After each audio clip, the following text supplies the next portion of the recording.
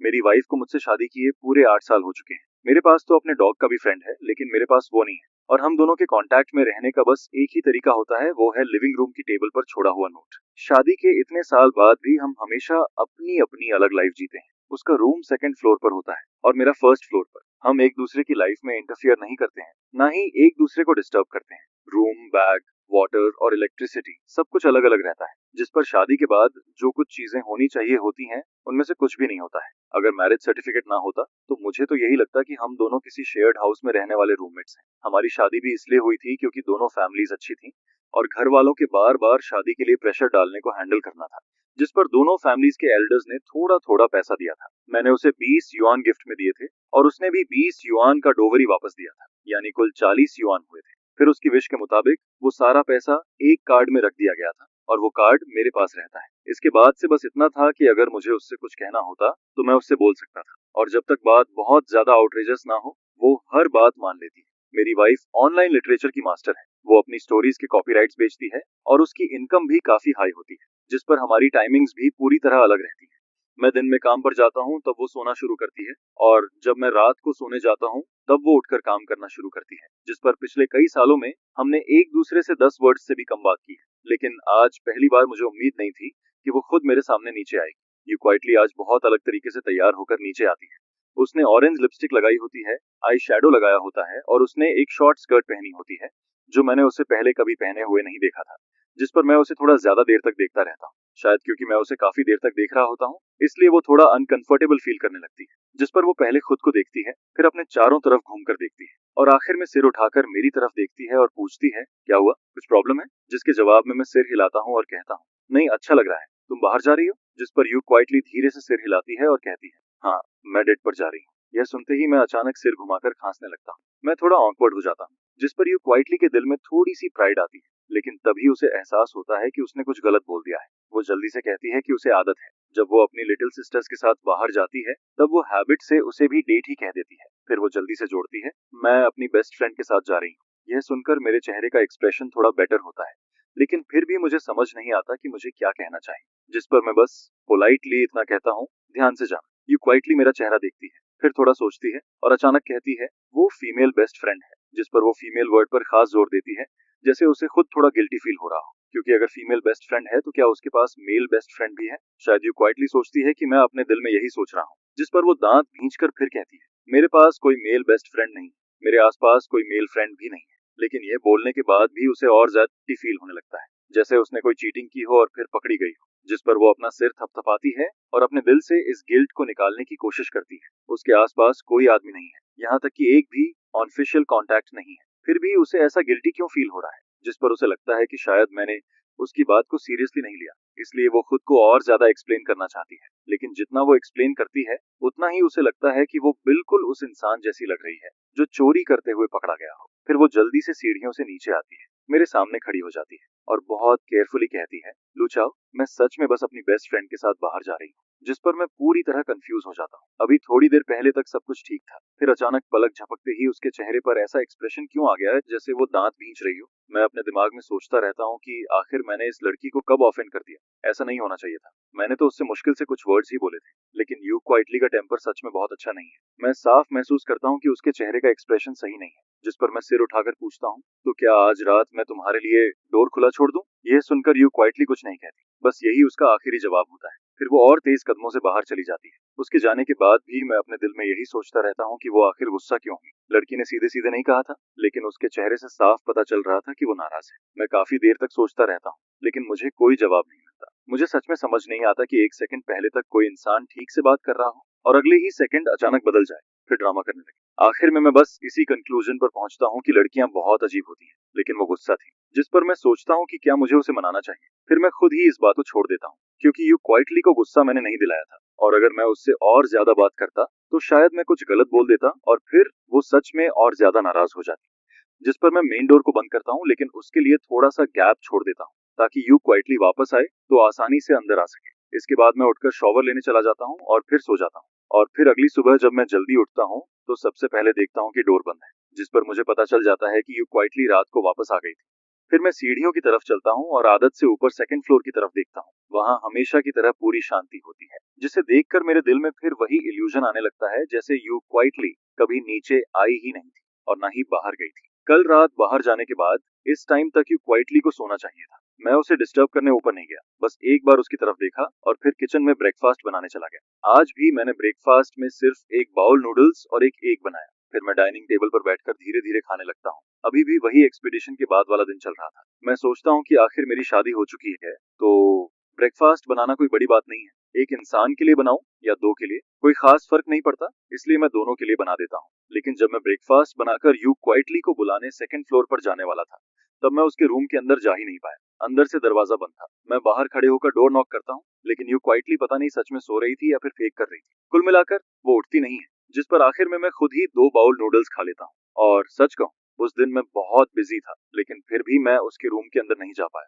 जिस पर मुझे ऐसा फील होने लगता है जैसे मैं खुद को ही बेवकूफ बना रहा हूँ। इसलिए मैं डिसाइड करता हूँ कि जब तक यू क्वाइटली खुद मुझे ऊपर आने के लिए नहीं कहेगी, तब तक मैं सेकंड फ्लोर पे नहीं जाऊंगा। फिर थोड़ा सोचने के बाद मुझे लगता है कि मैं शायद बहुत ज्यादा सोच रहा हूँ, बहुत ज्यादा केयर कर रहा हूँ। आखिर वो सिर्फ एक कोऑपरेटिव रूममेट ही तो है, उसके लिए इतना सैड फील करना भी कोई मतलब नहीं रखता। वैसे भी खाना तो अलग अलग ही खाया जाता है, हमारी लिविंग हैबिट्स भी अलग हैं, तो उसे डिस्टर्ब करने की कोई जरूरत नहीं है। जिस पर मैं अकेले ही नूडल्स खत्म करता हूँ, बर्तन धोता हूँ और फिर काम पर जाने के लिए बाहर निकल जाता हूँ। मैंने अपनी एक बुक स्टोर खोली हुई है, उसका नाम भी बहुत सिंपल है, लू चाओ लाइब्रेरी। उसकी मंथली इनकम भी बुरी नहीं है, हर महीने कई लाख तक आ जाते हैं। कम से कम मैं खुद को आराम से सपोर्ट कर सकता हूँ। इसके साथ ही मैंने बुक स्टोर के बगल में एक मिल्क टी शॉप भी खोली हुई है, जिसमें मैंने वैसे ही इन्वेस्टमेंट किया था। ज्यादातर लोग जो बुक स्टोर में आते हैं, वो नेक्स्ट डोर जाकर एक कप मिल्क टी भी ले लेते हैं। मिल्क टी शॉप संभालने के लिए अलग आदमी है, इसलिए मुझे कुछ करने की जरूरत नहीं पड़ती। मैं बस हर दिन आराम से पैसे कलेक्ट करता हूँ। और बुक स्टोर के फ्रंट डेस्क पर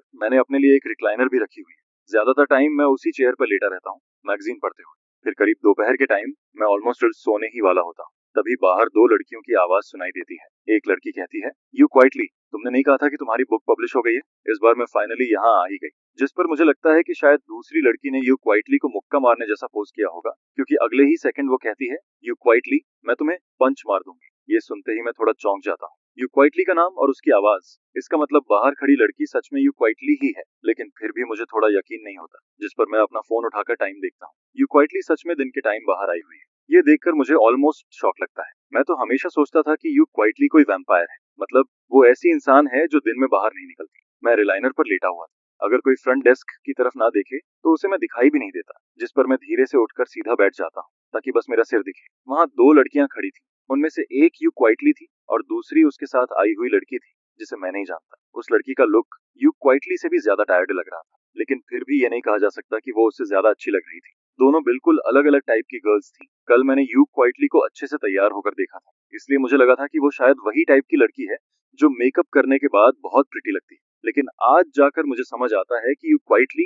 तो वैसे ही यूथ ड्रामा वाली हीरोइन जैसी लगती है, जिस पर you quietly book store owner को देखने के लिए पलटती है और फिर उसकी नजर मुझ पर पड़ जाती है, जिसे देखकर मुझे अचानक ऐसा फील होता है जैसे मैं चीटिंग करते हुए पकड़ा गया हूँ। मैं उसे ऐसे क्यों देख रहा था? मेरी नजर उसे देखकर ऐसी लग रही थी जैसे मैं रात को उसे सीक्रेटली कॉल करता हूँ, जिस पर यू क्वाइटली ऑलमोस्ट रिफ्लेक्स में अपने बगल वाली बेस्ट फ्रेंड की तरफ उंगली कर देती है। फिर उसके होंठ धीरे से हिलते हैं, जैसे वो कह रही हो, फीमेल फीमेल, जैसे वो मुझे फिर से बता रही हो कि ये लड़की ही उसकी फीमेल बेस्ट फ्रेंड है। लेकिन मैं सोचता हूँ, वो ये सब क्यों कह रही है? क्या वो मुझे किसी से मिलवाना चाहती है? लेकिन यू क्वाइटली इतनी जनरस नहीं हो सकती। अगर वो किसी लड़के के साथ बाहर जाती तो मुझे डेफिनेटली प्रॉब्लम होती, और मुझे पूरा यकीन है कि अगर मैं किसी और लड़की के साथ होता तो उसे भी प्रॉब्लम होती। और वैसे भी अगर मुझे किसी और लड़की को ढूंढना ही होता तो मैं पहले डिवोर्स ले सकता था, उसके बाद मैं कुछ भी करूं उससे किसी को फर्क नहीं पड़ता। इसके अलावा अगर यू क्वाइटली मुझे किसी से मिलवाना भी चाहती तो वो अपनी बेस्ट फ्रेंड से तो नहीं मिलवाती। तभी उसकी बेस्ट फ्रेंड उसे देखती है और कहती है, तुम ऐसे चुपचाप खड़ी होकर क्या कर रही हो? उसकी बेस्ट फ्रेंड नोटिस करती है कि यू क्वाइटली काफी देर से वहीं खड़ी है और हिल भी नहीं रही, जिस पर वो पीछे मुड़कर उसकी नजर फॉलो करती है। और फिर वो देखती है कि यू क्वाइटली लगातार बुक स्टोर ओनर को देख रही है, जिस पर उसकी बेस्ट फ्रेंड थोड़ा कंफ्यूज्ड हो जाती है। वो सोचती है, यू क्वाइटली आखिर उसे ऐसे क्यों देख रही है? लेकिन फिर उसे याद आता है कि यू क्वाइटली की तो शादी हो चुकी है, जिस पर उसकी बेस्ट फ्रेंड पहले मेरी तरफ देखती है, फिर यू क्वाइटली की तरफ, और उसे फील होने लगता है कि इन दोनों के बीच कुछ तो चल रहा है। वैसे बुक स्टोर ओनर का यू क्वाइटली को देखना कोई अजीब बात नहीं है। आखिर यू क्वाइटली इतनी खूबसूरत है तो लोग उसे देखेंगे ही। लेकिन यू क्वाइटली का इस तरह किसी और आदमी को देखना ये डेफिनेटली नॉर्मल नहीं है। जिस पर उसकी बेस्ट फ्रेंड मन में सोचती है कि उसे यू क्वाइटली को समझाना पड़ेगा, वो उसे ऐसे किसी फायर पिट में नहीं गिरने दे सकती। फिर उसकी बेस्ट फ्रेंड अपना हाथ यू क्वाइटली के सामने हिलाती है जैसे किसी का स्पेल कास्ट इंटरप्ट कर रही हो और कहती है, क्या देख रही हो? जिस पर यू क्वाइटली अचानक होश में वापस आती है और अगले ही मोमेंट यू क्वाइटली अपनी जान बचाने की तरह जल्दी से अपनी बेस्ट फ्रेंड के कपड़े खींचती है और कहती है, मैं अचानक से बुक स्टोर नहीं जाना चाहती, मैं तुम्हारे लिए बाद में ऑनलाइन ऑर्डर कर दूंगी, फिर वो तुम्हारे घर भेज दूंगी। असल में यू क्वाइटली अपनी बेस्ट फ्रेंड के साथ इस बुक स्टोर में आई थी। उसकी बेस्ट फ्रेंड चाहती थी कि यू क्वाइटली अपनी पब्लिश हुई बुक उसे खुद खरीद कर दे, लेकिन यू क्वाइटली ने बिल्कुल भी एक्सपेक्ट नहीं किया था कि इस बुक स्टोर का ओनर मैं निकलूंगा। वैसे मेरा ओनर होना कोई अजीब बात नहीं थी, लेकिन पता नहीं क्यों इंस्टिंक्टिवली यू क्वाइटली अंदर नहीं जाना चाहती थी। अभी थोड़ी देर पहले वो अपनी बेस्ट फ्रेंड से जो बातें कर रही थी, पता नहीं मैंने सुना था या नहीं, लेकिन यू क्वाइटली हर चीज के लिए वर्स्ट सिचुएशन सोचती है, जिस पर वो क्वाइटली सोचती है कि शायद मुझे उसकी बुक लिखने वाली बात पता होनी चाहिए थी, लेकिन मुझे उसका सीक्रेट नहीं पता था और यू क्वाइटली चाहती भी नहीं थी कि मुझे पता चले। आखिर ये इतना बड़ा सीक्रेट था जो उसके पेरेंट्स तक को नहीं पता था। यू क्वाइटली को हमेशा लगता था कि सीक्रेट्स रखना बहुत शर्म वाली बात है और जो बुक्स वो लिखती थी उन्हें लेकर तो उसे और भी ज्यादा शर्म आती थी, जिस पर वो तुरंत अपनी बेस्ट फ्रेंड को खींचकर वापस ले जाना चाहती है। लेकिन उसकी बेस्ट फ्रेंड को शायद कुछ समझ नहीं आता। वो उल्टा उसका हाथ पकड़ती है और उसे अंदर खींचते हुए कहती है, डर किस बात का है? ये बस एक बुक स्टोर ही तो है, बुक यहीं मिल जाएगी, फिर ऑनलाइन ऑर्डर क्यों करना है? उसकी बेस्ट फ्रेंड को यू क्वाइटली का ये बिहेवियर थोड़ा अजीब लगता है, लेकिन फिर वो अपने दिमाग में इसका रीजन कुछ और ही बना लेती है। उसे लगता है कि यू क्वाइटली का ऐसा रिएक्ट करना शायद जेलसी की वजह से है, क्योंकि उसने मुझे देख लिया था। जिस पर उसकी बेस्ट फ्रेंड मन में सोचती है कि अगर किसी लड़की का कोई लवर होता है तो वो ऑब्वियसली जेलस होगी। इसी वजह से वो यू क्वाइटली को ऐसे भागने नहीं देना चाहती थी। बाहर वाली औरत कैसी है इससे उसे कोई फर्क नहीं पड़ता, लेकिन वो यू क्वाइटली को ऐसे चुपचाप हारते हुए नहीं देख सकती थी। वैसे बुक स्टोर में जब कोई बुक खरीदने आता है तो उसे किसी सर्विस की जरूरत नहीं होती। ज्यादातर कस्टमर अंदर आते हैं, अपनी पसंद की बुक ढूंढते हैं, फिर या तो बैठकर पढ़ते हैं या पेमेंट करके चले जाते हैं, और कुछ लोग तो बस बुक स्टोर में एसी में बैठकर फोन चलाते रहते हैं। इसलिए मेरे डेली काम में कस्टमर को सर्व करना शामिल नहीं होता। सिर्फ जब किसी को कोई बुक नहीं मिलती तभी मैं उठकर उसकी मदद करता हूँ। जिस पर जब यू क्वाइटली अपनी बेस्ट फ्रेंड के साथ अंदर आती है तब भी मैं अपनी जगह से उठता नहीं, मैं वहीं बैठा रहता हूँ। इस टाइम यू क्वाइटली सच में भाग जाना चाहती थी। वो सोचती है कि शायद उसे आज बाहर आना ही नहीं चाहिए था, नहीं, उसे इस बुक स्टोर में एंटर ही नहीं करना चाहिए था। वो बिल्कुल वैसे फील कर रही थी जैसे कोई ब्यूटी प्रेसिडेंट वाली विलेन जिसे हीरोइन हर बार हरा देती है, लेकिन आखिर में वो अपनी बेस्ट फ्रेंड की जिद के आगे हार जाती है। थोड़ी देर बाद यू क्वाइटली 2 बुक्स हाथ में लेकर मेरे सामने पेमेंट करने आती है। असल में वो बुक्स उसकी बेस्ट फ्रेंड के लिए थी, इसलिए ऑब्वियसली पेमेंट भी यू क्वाइटली ही करती। लेकिन जब यू क्वाइटली उन बुक्स को लेकर मेरे सामने आती है तब मेरा एक्सप्रेशन थोड़ा बदल जाता है। कोई बहुत बड़ी बात नहीं थी, लेकिन उन दोनों बुक्स को देखकर मुझे कुछ अजीब फील होता है। मैं इस बुक स्टोर का ओनर हूँ, यहाँ रखी हुई हर बुक मैंने खुद रखी है, इसलिए सिर्फ कवर देखकर ही मुझे अंदाजा हो जाता है कि वो कैसी बुक होगी, और जैसा मैंने सोचा था वैसा ही होता है। यू क्वाइटली बहुत शर्माते हुए वो बुक्स मुझे देती है, जिस पर मैं कैजुअली उसकी तरफ देखता हूँ, फिर उन बुक्स के टाइटल पर नजर डालता हूँ। एक का नाम होता है domineering presidents contempt for the cooperative wife और दूसरी का नाम होता है माय जेंटल हग जून।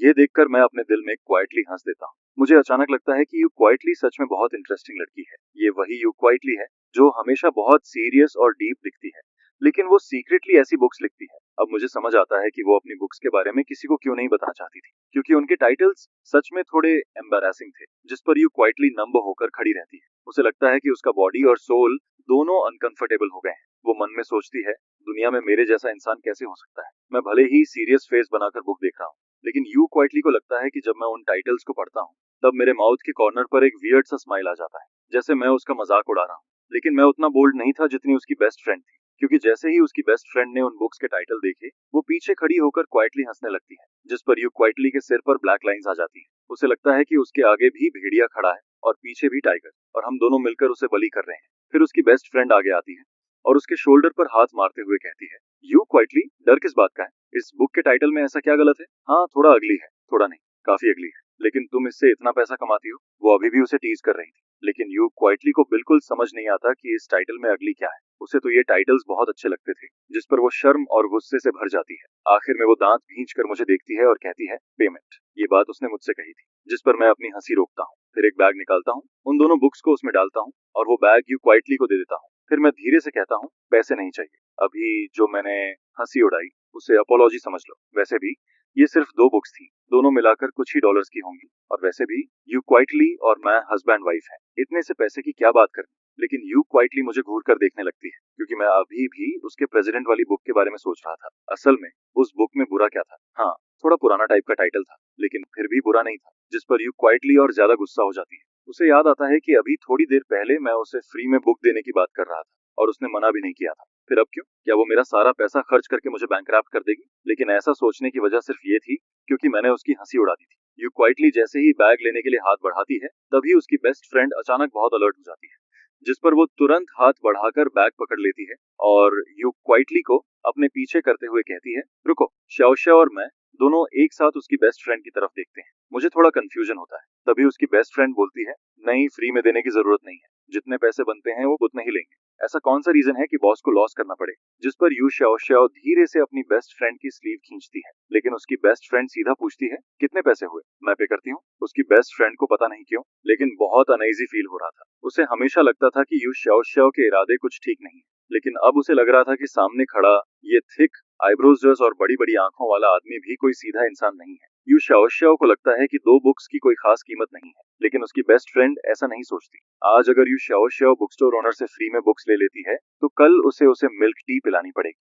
फिर उसके अगले दिन बुक स्टोर ओनर उसे खाने पर बुलाएगा। फिर उसके बाद शायद यू श्याओ उसे बारबेक्यू खिलाएगी, जिस पर ऐसे ही धीरे धीरे दोनों के बीच रिलेशन बढ़ने लगेगा। नॉर्मली ये कोई बड़ी बात नहीं होती, लेकिन यू श्याओ शादीशुदा है। उसकी बेस्ट फ्रेंड ने उसके हस्बैंड को कभी नहीं देखा, लेकिन हस्बैंड तो है ही। और किसी भी लड़की के लिए किसी आदमी को रिजेक्ट करने का पहला स्टेप यही होता है कि उसकी किसी भी तरह की काइंडनेस एक्सेप्ट मत करो। हर चीज एक्सेप्ट नहीं करनी चाहिए, चाहे वो कोई छोटी चीज ही क्यों ना हो। जैसे ये बुक्स बहुत एक्सपेंसिव नहीं है, लेकिन फिर भी किसी और से क्यों लेनी चाहिए? यू श्याओ खुद भी कोई बहुत रिच नहीं है, लेकिन उसकी बेस्ट फ्रेंड को समझ नहीं आता कि उसके दिमाग में क्या चल रहा है। उसके हिसाब से किसी आदमी को दूर रखना है तो छोटी छोटी चीजों का लालच भी नहीं करना चाहिए। जिस पर वो बहुत जल्दी से बैग में हाथ डालती है, एक रेड नोट निकालती है और उसे टेबल पर पटकते हुए कहती है, बाकी वापस नहीं चाहिए। फिर वो जल्दी से बुक्स उठाती है, यू श्याओ का हाथ पकड़ती है और उसे बाहर की तरफ खींच ले जाती है। सब कुछ इतना जल्दी होता है कि यू श्याओ को मुझे ये तक कहने का मौका नहीं मिलता कि बाकी पैसे उसे दे देना। जिस पर बाहर जाते हुए वो बस एक बार पीछे मुड़कर मुझे थोड़ा हेल्पलेस लुक देती है। मैं थोड़ी देर के लिए अपना चेहरा छूता हूँ और सोचता हूँ कि आखिर मैंने किया क्या है। क्या मैं उसकी बेस्ट फ्रेंड के बहुत करीब चला गया था? लेकिन मैंने तो उससे मुश्किल से कुछ वर्ड्स ही बोले थे। फिर भी मैं आखिर में वही सोचता हूँ कि लड़कियों का टेम्पर सच में बहुत अजीब होता है। मैंने कुछ कहा भी नहीं, लेकिन यू श्याओ फिर से गुस्सा हो गई, जिस पर मैं वापस अपनी चेयर पर जाकर बैठ जाता हूँ। लेकिन यू श्याओ और उसकी बेस्ट फ्रेंड अभी ज्यादा दूर नहीं गई थी, इसलिए थोड़ी देर बाद मुझे फिर से दोनों की आवाज सुनाई देती है और ऑब्वियसली सबसे ज्यादा उसकी बेस्ट फ्रेंड ही बोल रही थी। वो यू श्याओ को डांट रही थी। वो कहती है, यू श्याओ तुम्हारी शादी हो चुकी है, थोड़ा कंट्रोल में रह सकती हो क्या? यू श्याओ उसकी बात सुनकर थोड़ा कंफ्यूज्ड हो जाती है। उसकी बेस्ट फ्रेंड के वर्ड्स थोड़े रफ थे। उसे समझ नहीं आता कि शादी का इसमें क्या लेना देना है और कंट्रोल में रहने का मतलब क्या होता है। कंट्रोल तो तब किया जाता है जब किसी के अंदर कोई फीलिंग हो, लेकिन यू श्याओ को कौन सी फीलिंग कंट्रोल करनी है? जिस पर वो थोड़ी देर सोचती है। फिर भी उसे कुछ समझ नहीं आता। आखिर में वो अपने हिसाब से एक आंसर निकालती है। फिर वो धीरे से अपनी बेस्ट फ्रेंड से पूछती है, क्या तुम्हें लगता है कि मैं अभी उस बॉस के साथ थोड़ा ज्यादा रूड थी, इसलिए तुम कह रही हो कि मुझे कंट्रोल में रहना चाहिए? उसकी बेस्ट फ्रेंड ये सुनकर और भी कंफ्यूज्ड हो जाती है। क्या यू श्याओ को लगता है कि वो अभी बस रूड थी? असल में उसकी बेस्ट फ्रेंड को तो साफ साफ लग रहा था कि यू श्याओ को वो बुक स्टोर ओनर पसंद है, क्योंकि ज्यादातर लड़कियां सिर्फ उसी इंसान के सामने ऐसे बिहेव करती हैं जिसे वो पसंद करती हैं। लेकिन उसकी बेस्ट फ्रेंड डिसाइड करती है कि वो अभी बुक स्टोर ओनर वाली बात को आगे नहीं बढ़ाएगी, जिस पर वो टॉपिक बदल देती है और सीधे यू श्याओ के हस्बैंड की बात छेड़ देती है। वो अपना हाथ यू श्याओ के शोल्डर पर रखती है और बहुत धीरे से कहती है, वैसे तुम मुझे अपने हस्बैंड से कब मिलवाओगे? यू श्याओ जैसे ही उसकी बेस्ट फ्रेंड का हाथ अपने शोल्डर पर फील करती है, वो तुरंत उसे हटा देती है। फिर उसे थोड़ा डिसलाइक करते हुए कहती है, तुम इतनी दूर से यहाँ आई हो और मुझे मिलने नहीं, मेरे हस्बैंड को देखने आई हो, है ना? जिस पर उसकी बेस्ट फ्रेंड तुरंत बोलती है, वो ऐसा मत बोलो, मेरा ऑलरेडी फियांसे है, मैं तुम्हारे हस्बैंड को देखकर क्या करूँ? फिर वो हंसते हुए कहती है, मैं तो बस ये बोल रही हूँ कि मैं इतनी दूर से आई हूँ, तो क्या तुम दोनों मुझे खाना भी नहीं खिलाओगे? ऐसा मत बोलना कि तुम मुझे एक मील तक नहीं खिला सकती। यह सुनते ही काफी देर से चुप यू श्याओ का दिमाग थोड़ा ब्लैंक हो जाता है। उसे फील होता है कि उसका चेहरा थोड़ा गर्म हो रहा है, क्योंकि अब उसे समझ नहीं आता कि वो आगे क्या जवाब दे। अगर वो मुझे साथ चलने के लिए बोलेगी और अपनी बेस्ट फ्रेंड के साथ खाने पर बुलाएगी, तो शायद मैं मान जाऊंगा। ऑफ कोर्स उसकी बेस्ट फ्रेंड की वजह से नहीं, सिर्फ यू श्याओ की वजह से। आखिर अगर सामने वाला खुद इनवाइट करे और मैं ना जाऊं, तो क्या यू श्याओ की इंसल्ट नहीं होगी? वैसे भी मैं अभी फ्री ही हूँ, लेकिन फिर भी मैं थोड़ा नर्वस फील करता हूँ, क्योंकि ये पहली बार होगा जब मैं किसी लड़की के साथ खाना खाने जाऊंगा और उस लड़की में यू क्वाइटली भी शामिल है, जिस पर मैं अपने दिमाग में सोचने लगता हूँ कि अगर हम साथ में खाने गए तो क्या मुझे यू श्याओ श्याओ की प्लेट में डिशेस डालनी चाहिए। बुक स्टोर से थोड़ा दूर आने के बाद भी उसकी बेस्ट फ्रेंड को लगता है कि यू क्वाइटली अभी भी नॉर्मल नहीं हुई है। यू क्वाइटली के हाथ में मिल्क टी थी, लेकिन उसने उसे हार्डली पिया था। वो बस एक सिप लेती है, फिर उसे हाथ में पकड़े रहती है। स्ट्रॉ पर उसकी लिपस्टिक का निशान रह जाता है। ऑफ कोर्स यू क्वाइटली सच में बेहोश नहीं हुई थी। वो सिर्फ अपने दिमाग में बार बार यही सोच रही थी कि घर वापस जाने के बाद वो मेरा सामना कैसे करेगी। अभी जो मैंने उसे देखा था वो उसे बार बार याद आ रहा था। उसे फील होता है जैसे मेरी नजर ने उसे पूरी तरह पकड़ लिया हो, जिस पर वो मन में बार बार सोचती है, damn domineering president, damn evil concubine, मुझे ऐसी बुक्स लिखनी ही नहीं चाहिए थी। उस ट्री शॉप यू चुपचाप अपने मन में सोचता है, जिस पर वो अंदर ही अंदर थोड़ा सल्क भी करता है और फिर अचानक से अपना हाथ उठाकर मिल्क टी की एक सिप लेता है, जिस पर उसकी गर्लफ्रेंड देखती है कि यू क्वाइटली कुछ बोल ही नहीं रहा है। तो वो अपना हाथ उठाकर यू जिंग के सिर पर हल्का सा नॉक कर देती है और कहती है, क्या सोच रहे हो यू क्वाइटली, मैं तुम्हें बता रही हूँ, उसके बारे में मत सोचो। जिस पर यू क्वाइटली अपना सिर पकड़ लेता है, अपना चेहरा नीचे छुपाता है और फिर कहता है, अगली बार मारना हो तो थोड़ा धीरे मारना। ये सुनकर उसकी गर्लफ्रेंड अचानक से यू क्वाइटली की तरफ देखती है, जिस पर यू क्वाइटली एक हाथ से उसकी फेस को थोड़ा दूर पुश कर देता है और कहता है, ये क्या कर रही हो, मैं एक हैजर्डरी फादर हूँ, मेरे इतना क्लोज मत आओ, जाओ अपने फियांसे को ढूंढो। जिस पर अचानक उसकी गर्लफ्रेंड को जैसे कुछ याद आता है। वो तुरंत सीधी होकर खड़ी हो जाती है, अपने हाथ फोल्ड करती है, यू क्वाइटली को देखती है और फिर साई करते हुए कहती है, यू क्वाइटली, तुम्हें सच में उस ट्री शॉप ओनर को याद रखना चाहिए। कहीं ऐसा ना हो कि तुम उससे मिलो और फिर उसी से प्यार कर बैठो। जिस पर यू क्वाइटली तुरंत कहता है, नहीं। और फिर वो आगे कहता है, मुझे याद है कि तुम सी किंग टाइप नहीं हो, लेकिन तुम जितना बोलती जा रही हो उतना ही ज्यादा आउटरेजियस होती जा रही हो। यू क्वाइटली उसे इग्नोर करना चाहता है, जिस पर वो अपना पूरा ध्यान फिर से मिल्क टी पर लगा देता है, लेकिन उसकी गर्लफ्रेंड अभी भी एनालिसिस करती रहती है और कहती है, नहीं कुछ तो गड़बड़ है, तुम यहाँ रहते हो, शायद तुम पहले से ही। जिस पर वो अचानक रुक जाती है और फिर कहती है, नहीं, उसने हमसे मिलते ही ऐसा क्यों कहा। ठीक है, तुम यू क्वाइटली हो, लेकिन क्या तुम अपने हस्बैंड के लायक हो। जिसके जवाब में यू क्वाइटली उसे बहुत हेल्पलेस एक्सप्रेशन से देखता है और कहता है, अगर मैं तुम्हें ये बताऊं कि जो इंसान अभी मेरे साथ एक्ट नहीं कर रहा था वही मेरा हस्बैंड है, तो। यह सुनकर उसकी गर्लफ्रेंड कुछ देर के लिए पूरी तरह स्टंट रह जाती है। फिर थोड़ी देर बाद जैसे उसे बात समझ आती है और वो अपनी आंखें बड़ी करके उसे देखती है, जिस पर वो तुरंत कहती है, इम्पॉसिबल, ये बिल्कुल फेक लग रहा है। कल डिनर पर तुमने एक स्ट्रॉ बांधकर मेरे सामने उठा दिया और कहा कि वो तुम्हारा हस्बैंड है। असल में अपनी शादी के बारे में यू क्वाइटली के पास छुपाने जैसा कुछ नहीं था।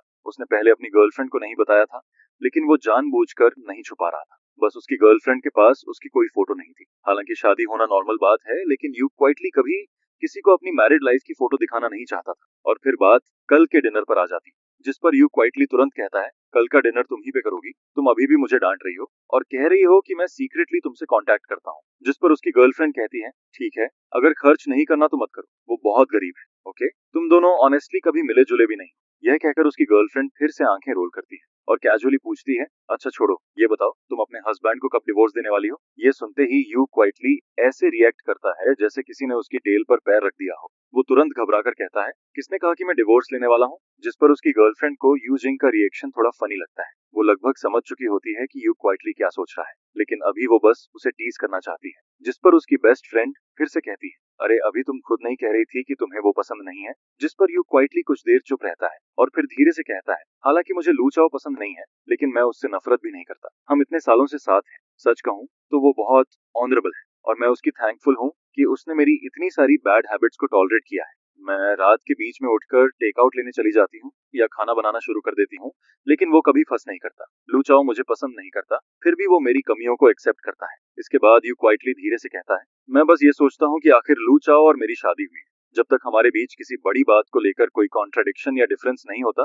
तब तक हम डिवोर्स नहीं लेंगे। ऑफ कोर्स अगर लाइफ में कोई कॉन्फ्लिक्ट आता भी है तो उसे सॉल्व किया जा सकता है, और अगर कभी फ्यूचर में उसे कोई और पसंद आ जाए। ये कहते हुए यू क्वाइटली थोड़ी देर रुकता है और फिर कहता है, अगर वो मुझे डिवोर्स देना चाहे तो मैं सैड नहीं होऊंगा, क्योंकि शायद हमारी फेट बस यहीं तक थी। यह सुनकर उसकी गर्लफ्रेंड मुस्कुराती है और फिर उसे देखती हुई कहती है, तुम सच में बहुत कामली सोच लेते हो। लेकिन फिर उसकी आवाज अचानक बदल जाती है और वो इरिटेटेड टोन में कहती है, अगर मेरी शादी की ड्रेस पहनकर कोई दूसरा इंसान मुझे छोड़ने की कोशिश करे तो मैं उसका सिर घुमा दूंगी। जिस पर यू क्वाइटली थोड़ा लेफ्ट साइड में हट जाता है और कहता है, तुम बहुत डेंजरस हो। इसके बाद मैं आज थोड़ा लेट वापस आता हूँ। टाइम लगभग 7 या 8 बजे जैसा लग रहा होता है। मुझे लगा था कि यू क्वाइटली इतनी जल्दी वापस नहीं आएगा क्योंकि वो अपनी बेस्ट फ्रेंड के साथ था, लेकिन जब मैं वापस आता हूँ तब तक ऑफिशियली डिनर का टाइम हो चुका होता है। फिर भी मैं थोड़ा सरप्राइज्ड होता हूँ क्योंकि यू क्वाइटली अपने घोस्टली सीक्रेट के साथ खाना नहीं खा रहा होता है, जिस पर यू क्वाइटली दरवाजा खुलने और बंद होने की आवाज सेट सुनता है। वो सबकॉन्शियसली ऊपर देखता है, फिर मेरी तरफ आता है और मुझे हेलो बोलता है, गुड मॉर्निंग। यह बोलते ही उसे एहसास होता है कि उसने गलत बोल दिया,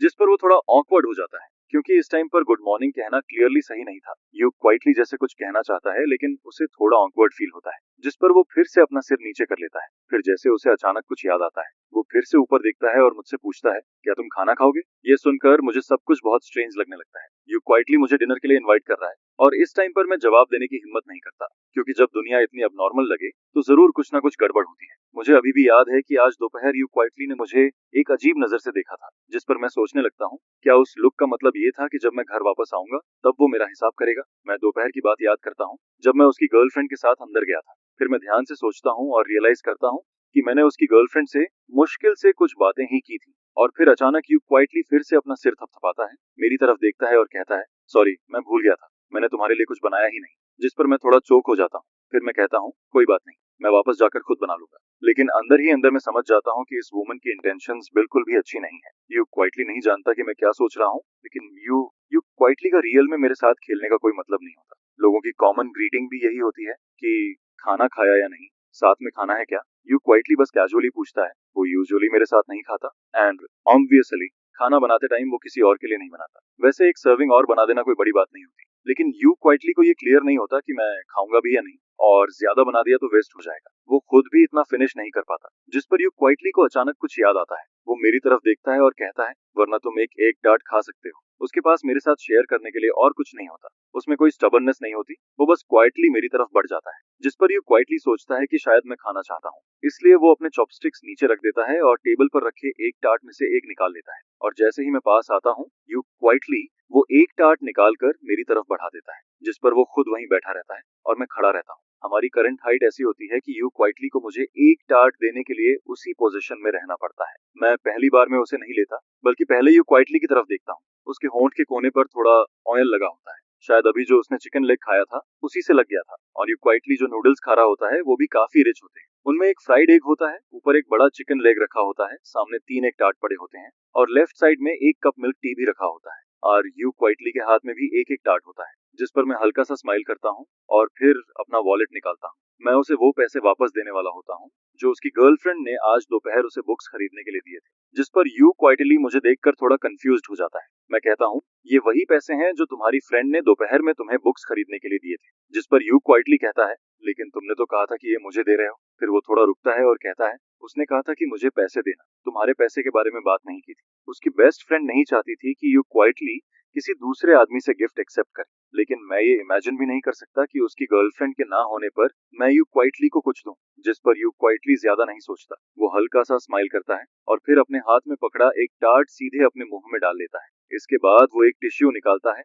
अपने हाथों पर लगा ऑयल साफ करता है, फिर दोनों हाथों से पैसे लेता है और सीधे अपने वॉलेट में रख देता है। फ्री के 100 रुपए मिलते ही वो काफी खुश लगने लगता है। मैं फिर उसकी एक्सप्रेशन देखता हूँ, जिस पर यू क्वाइटली पैसे रखकर अचानक कुछ सोचने लगता है। फिर वो एक और एग टार्ट उठाता है, सामने रखे एग टार्ट के बॉक्स में से एक निकालता है और मेरी तरफ बढ़ा देता है। जैसे ही मैं ऊपर देखता हूँ, वो मुझे देने ही वाला होता है, लेकिन उसी वक्त वो नोटिस करता है कि मैं उसे देख रहा हूँ, जिस पर वो तुरंत अपना चेहरा थोड़ा नीचे कर लेता है, जल्दी से नजरें हटा लेता है और फिर क्वाइटली मुझे वो एग टार्ट पकड़ा देता है। मैं धीरे से कहता हूँ, थैंक यू, जिस पर यू क्वाइटली को अपने चेहरे पर हल्की गर्मी फील होने लगती है। अभी मैंने उसे जिस तरह देखा था वो उसे थोड़ा स्ट्रेंज लगता है और यही देखकर उसे दोपहर वाली बात याद आ जाती है। उसे याद आता है कि उसे कुछ दिन के लिए बाहर चले जाना चाहिए था, थोड़ा लाइमलाइट से दूर रहना चाहिए था और फिर वापस आना चाहिए था। लेकिन फिर वो अपने मन में कहता है, वाह क्या जेंटल टायरेंट है, वो बुक उसने नहीं लिखी थी। यू क्वाइटली ऐसा ओल्ड फैशन लोगों को हुक करने वाला टॉर्चर टाइप चीजें नहीं लिखता। जिस पर यू क्वाइटली प्रिटेंड करता है कि उसे कोई फर्क नहीं पड़ता।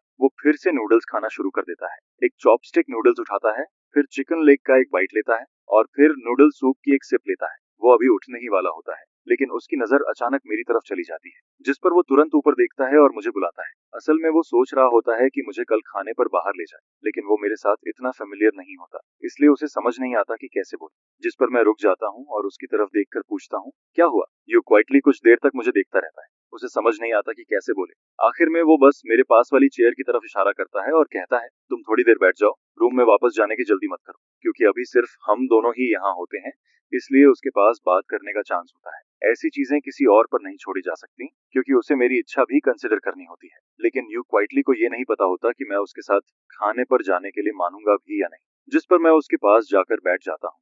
लेकिन फिर भी यू क्वाइटली कुछ नहीं बोलता। मैं उसकी तरफ देखता हूँ और वो चिकन लेग का एक बाइट लेता है। फिर थोड़ी देर बाद वो ऊपर देखकर कहता है, तुम 1 मिनट वेट करो, मैं पहले थोड़ा सोच लूं। उसे पहले से इमेजिन करना होता है कि उसकी मॉम क्या कहेगी, तभी वो मुझे साथ ले जा पाएगा। जिस पर मैं उसकी तरफ एक फोर्स्ड स्माइल देता हूँ और कहता हूँ, कोई जल्दी नहीं है। असल में मैं बस पोलाइटली बोल रहा होता हूँ, लेकिन कौन जानता था कि यू क्वाइटली सच में जल्दी नहीं करेगा। वो एक बाइट नूडल्स का खाता है, फिर चिकन लेग खाता है, फिर मिल्क टी पीता है। जब वो खाता है तो उसका लुक बिल्कुल वैसा लगता है जैसे मैंने पहले जो छोटा ग्रे रैट पाला था। जिस पर मैं सोचने लगता हूँ, यू क्वाइटली का मतलब क्या है? क्या वो मुझे बस यहाँ बैठाकर खुद को खाते हुए दिखाना चाहता है? क्या वो जानबूझकर मुझे परेशान कर रहा है? मैं वैसे भी यहाँ बैठकर काफी ऑकवर्ड फील कर रहा होता हूँ। मुझे समझ नहीं आता कि क्या करूँ। और तभी जब यू क्वाइटली फाइनली कुछ बोलने वाला होता है, मैं उससे पहले बोल देता हूँ, बाय द वे, तुम आज इतनी जल्दी वापस क्यों आ गए? क्या तुम्हें अपने फ्रेंड्स के साथ नहीं जाना था? वो पिछले कुछ दिनों से यहीं रह रहा होता है। अगर उसे जाना भी हो तो वो कल दिन में कभी भी जा सकता है। वो थोड़ा स्लीपी लग रहा होता है, हालांकि अभी भी ज्यादा देर नहीं हुई होती,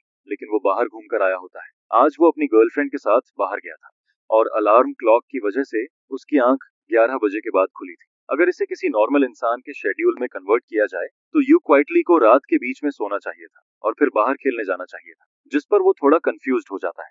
मैं बस सिर हिलाता हूँ, कुछ नहीं बोलता, और फिर मैं मन में सोचने लगता हूँ, यू क्वाइटली की बेस्ट फ्रेंड भी मुझे साथ खींचना चाहती थी। मैं बस वेट कर रहा था कि यू क्वाइटली खुद डिनर वाली बात शुरू करे, लेकिन साफ दिख रहा होता है कि यू क्वाइटली का पूरा ध्यान नूडल्स पर होता है और उसका उस टॉपिक को छेड़ने का कोई इरादा नहीं होता।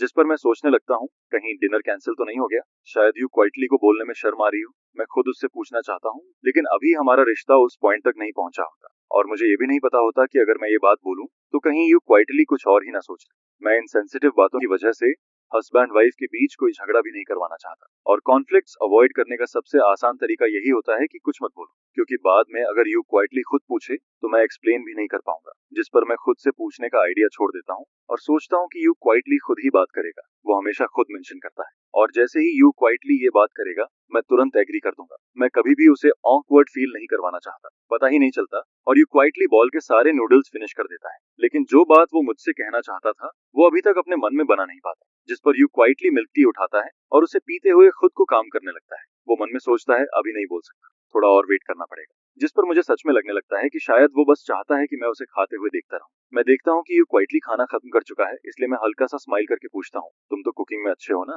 फिर टेकआउट क्यों मंगाते हो? जिस पर यू क्वाइटली बहुत शॉर्ट में जवाब देता है, क्योंकि मैं लेजी हूँ, खाना बनाने के बाद बर्तन भी धोने पड़ते हैं और उससे मेरी नींद खुल जाती है। उसकी बात सुनकर मैं कुछ देर के लिए रुक जाता हूँ, फिर थोड़ी देर बाद मैं कहता हूँ, लेकिन हर टाइम टेकआउट खाना भी सही नहीं, हेल्थ के लिए अच्छा नहीं होता। जिस पर यू क्वाइटली बस सिर हिला देता है, लेकिन देखकर ही समझ आ जाता है कि उसने बात सुनी जरूर है पर मानी नहीं। मैं भी ज्यादा कुछ नहीं कहता। आखिर यू क्वाइटली इतना बड़ा है कि उसे खुद डिसाइड करना चाहिए कि क्या सही है और क्या नहीं। जिस पर यू क्वाइटली नीचे बाउल में बचे सूप को देखता रहता है। वो काफी देर तक मन में सोचता रहता है और आखिर में हिम्मत करके मेरी तरफ देखता है। फिर वो धीरे से मेरा नाम लेता है। मैं उसकी तरफ देखता हूँ और पूछता हूँ, क्या हुआ? लेकिन यू क्वाइटली कुछ नहीं बोल पाता। वो बस मेरा चेहरा देखता रहता है और आखिर में जो बात उसे कहनी चाहिए थी वो फिर से अपने दिल में दबा देता है। फिर वो कहता है, कुछ नहीं, मैं डिशेस धोने जा रहा हूँ। इतना कहकर वो उठता है, नूडल बाउल उठाता है और किचन की तरफ चला जाता है। मैं उसकी पीठ को देखता रहता हूँ और मन में सोचता हूँ, यू क्वाइटली मुझसे कहना क्या चाहता था? इतनी सी बात बोलना उसके लिए इतना मुश्किल क्यों हो रहा है? और तभी मेरे मन में एक खराब थॉट आता है, क्या यू क्वाइटली मुझसे डिवोर्स लेना चाहता है? क्योंकि इसके अलावा कोई और रीजन समझ नहीं आता कि वो इतना हेजिटेट क्यों कर रहा है। यू क्वाइटली हमेशा से बहुत सॉफ्ट नेचर का रहा है, इसलिए अगर उसे कोई हर्ट करने वाली बात कहनी हो तो वो पहले बहुत सोचता है कि कैसे बोले ताकि सामने वाले को कम से कम तकलीफ हो। अगर बात सच में डिवोर्स की है तो इसमें किसी की गलती नहीं कही जा सकती। बस यही कहा जा सकता है कि हमारी फेट बस यहीं तक थी, इसलिए अलग होना आसान रहेगा। लेकिन फिर भी मुझे अंदर से थोड़ा रिग्रेट होता है, थोड़ा डिप्रेस्ड भी फील होता है। आखिर अगर मेरा डिवोर्स हो गया तो शायद मुझे यू क्वाइटली जैसा अच्छा पार्टनर दोबारा ना मिले। जिस पर मैं अंदर ही अंदर एक लंबी सांस लेता हूँ। मैं चेयर पर बैठा कुछ देर तक सोचता रहता हूँ। ज्यादा देर नहीं होती और यू क्वाइटली किचन से वापस आ जाता है। वो मुझे एक कॉम्प्लिकेटेड नजर से देखता है और फिर मैं उठकर ऊपर चला जाता हूँ, जिस पर मैं नोटिस करता हूँ कि यू क्वाइटली अभी भी मुझे देख रहा होता है।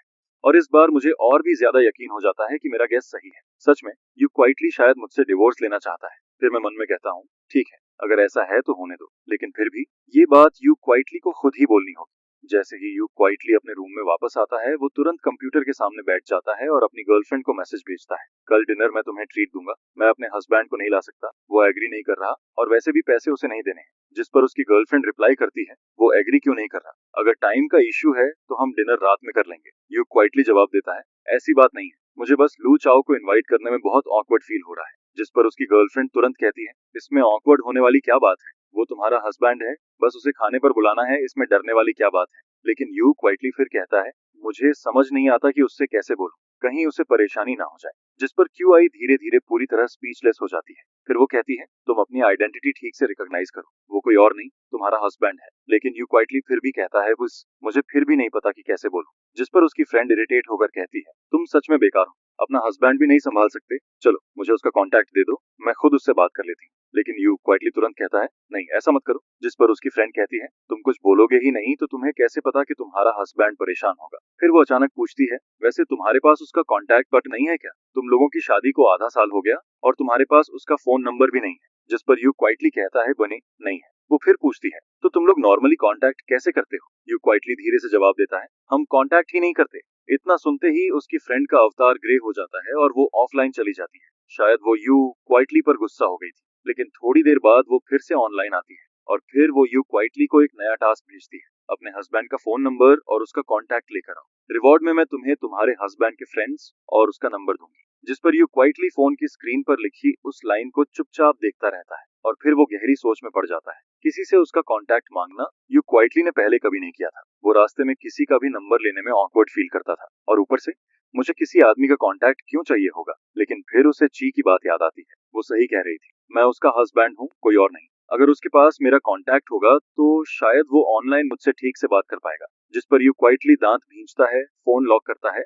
और फोन लेकर नीचे चला जाता है। वो मुझे ढूंढना चाहता है। अभी भी ज्यादा रात नहीं हुई होती, इसलिए मैं सोया नहीं होऊंगा। यू क्वाइटली मेरे रूम के बाहर पहुंचता है। डोर पूरी तरह बंद होता है और कमरे की साउंड प्रूफिंग भी काफी अच्छी होती है। जब तक अंदर ज्यादा आवाज ना हो, बाहर वाले को कुछ सुनाई नहीं देता। जिस पर यू क्वाइटली धीरे से डोर नॉक करता है, गला साफ करता है और कहता है, लुचाओ, तुम सो गए क्या? अगर मैं सच में सो गया होता तो शायद उसकी इस आवाज से भी नहीं उठता। इसलिए यू क्वाइटली दोबारा नॉक करने ही वाला होता है, तभी अंदर से मेरी आवाज आती है, एक मिनट, मैं अभी आता हूँ। असल में मैं सोया नहीं होता। इतनी जल्दी सोना आजकल के लोगों के हिसाब से थोड़ा वियर्ड लगता है। हालांकि मेरी एक्टिंग यू क्वाइटली जितनी ज्यादा नहीं होती, लेकिन मैं भी यूजुअली 11 या 12 बजे के बाद ही सोता हूँ। मैं बस ये सोच रहा होता हूँ कि यू क्वाइटली आखिर मुझे ढूंढने आ ही गया, अब जो होना है वो होगा। जिस पर यू क्वाइटली कहता है, तो मैं लिविंग रूम में वेट करता हूँ, तुम वहीं आ जाना। इतना कहकर वो हाथ नीचे करता है, मुड़ता है और लिविंग रूम की तरफ चला जाता है। थोड़ी देर बाद मैं कपड़े बदलकर रूम से बाहर आता हूँ।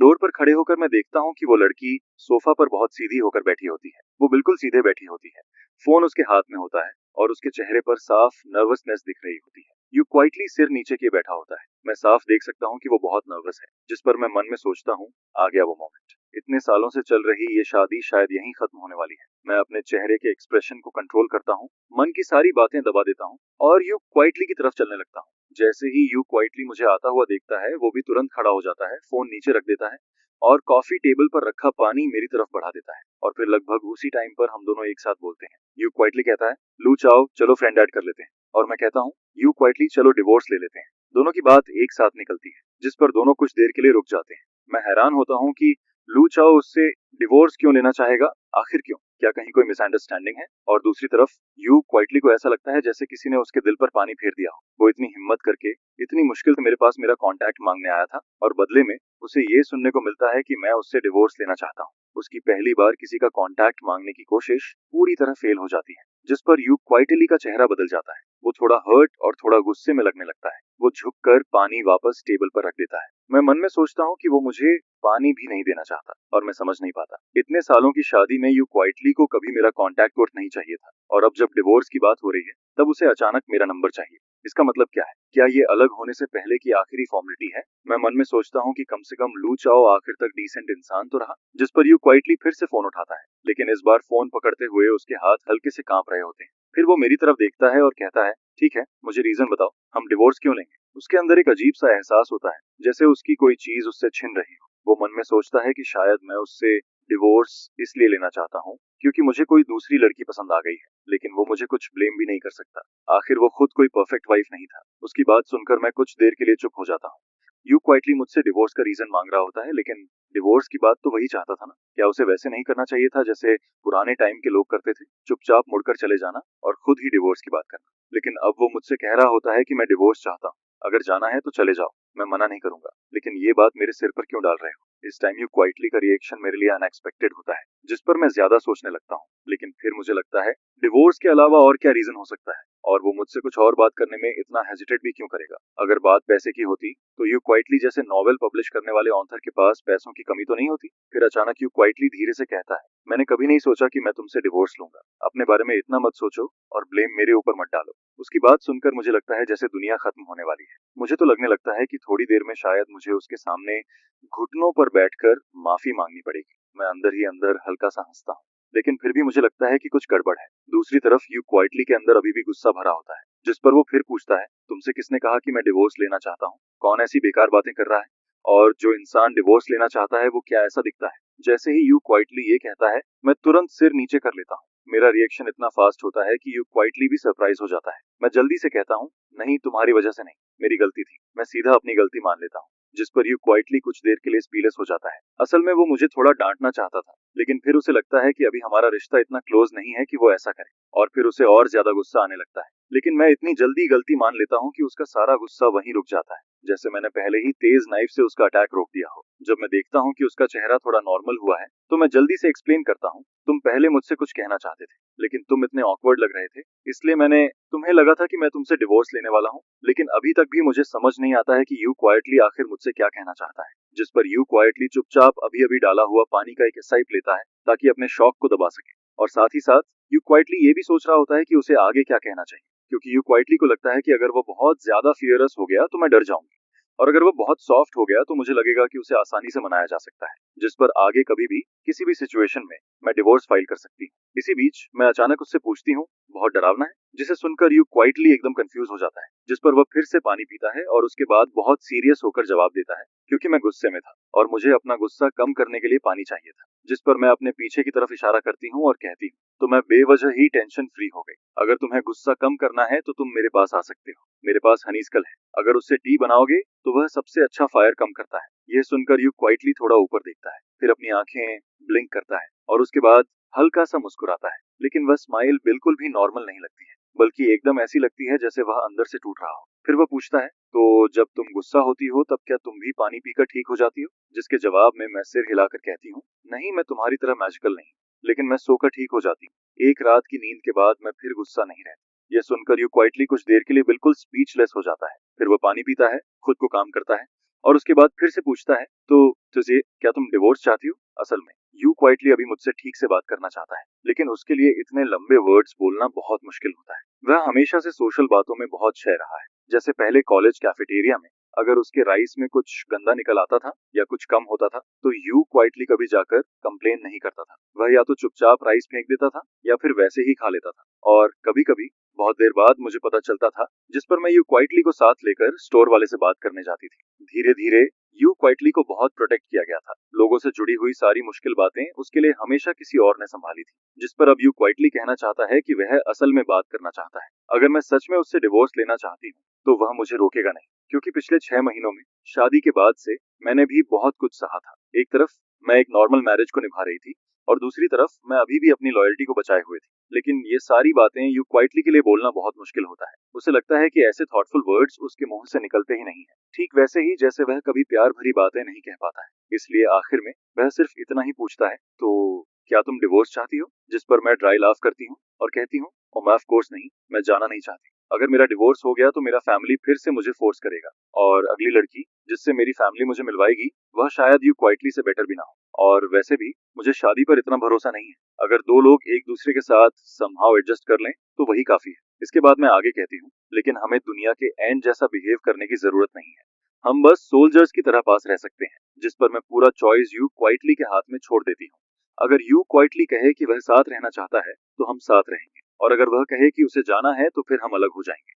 मैं हुआगुओ माउंटेन वापस चली जाऊंगी और यू क्वाइटली वापस ल्यूशाहे चला जाएगा और उसके बाद हम हमेशा के लिए अलग हो जाएंगे। यह सुनकर यू क्वाइटली के सिर में दर्द होने लगता है क्योंकि वह समझ ही नहीं पाता कि मैं आखिर चाहती क्या हूँ। उसे कैसे पता चले कि कौन सा आंसर मुझे खुश करेगा।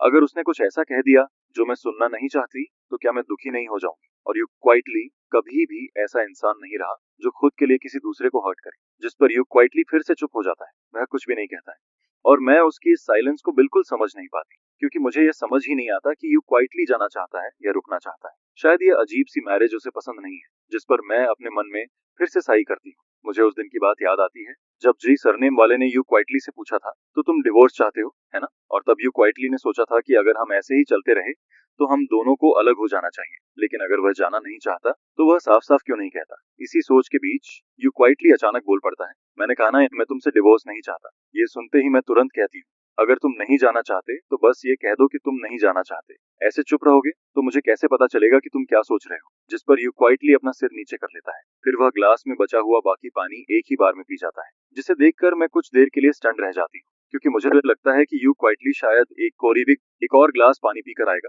ताकि फिर से मुझसे लड़ सके, लेकिन ऐसा नहीं होता। यू क्वाइटली उसके बाद कुछ भी नहीं कहता है। वह सिर्फ इतना कहता है, ठीक है, मैं रूम में वापस जा रहा हूँ, आज मैंने तुम्हें अब डिस्टर्ब किया। और फिर यू क्वाइटली बिल्कुल वही करता है। वह दोनों पेपर कप्स उठाकर ट्रैश कैन में फेंक देता है, जिस पर वह धीरे धीरे स्टेयर्स पर कदम रखता है और ऊपर चला जाता है। उसे ऐसा नहीं करना चाहिए था। यू क्वाइटली को अपने दिल की सारी बातें कह देनी चाहिए थी। अगर वह नहीं बोलेगा तो मुझे कैसे पता चलेगा कि वह क्या सोच रहा है। लेकिन बात बीच में ही रुक जाती है। यू क्वाइटली आधे रास्ते में ही पीछे हट जाता है और उसके बाद सिर्फ एक ठीक है छोड़कर चला जाता है, जिस पर मुझे सिर्फ इतना फील होता है कि ये छोटी सी लड़की यू क्वाइटली अभी बहुत हर्ट है, जैसे वह अपनी सारी शिकायतें, अपना सारा दुख अपने अंदर ही दबा रहा है। नहीं, आज मुझे यू क्वाइटली से ठीक से बात करनी होगी। मुझे जानना है कि उसके दिमाग में आखिर चल क्या रहा है। जैसे ही मेरे मन में यह थॉट आता है मैं तुरंत यू क्वाइटली का नाम लेकर उसे बुलाती हूँ, जिस पर यू क्वाइटली, जो स्टेयर्स पर आधा ऊपर जा चुका होता है, मेरी आवाज सुनते ही रुक जाता है और फिर पीछे मुड़कर मेरी तरफ देखता है। फिर भी क्या और कुछ है? यू क्वाइटली पूछता है। मैं कहती हूँ,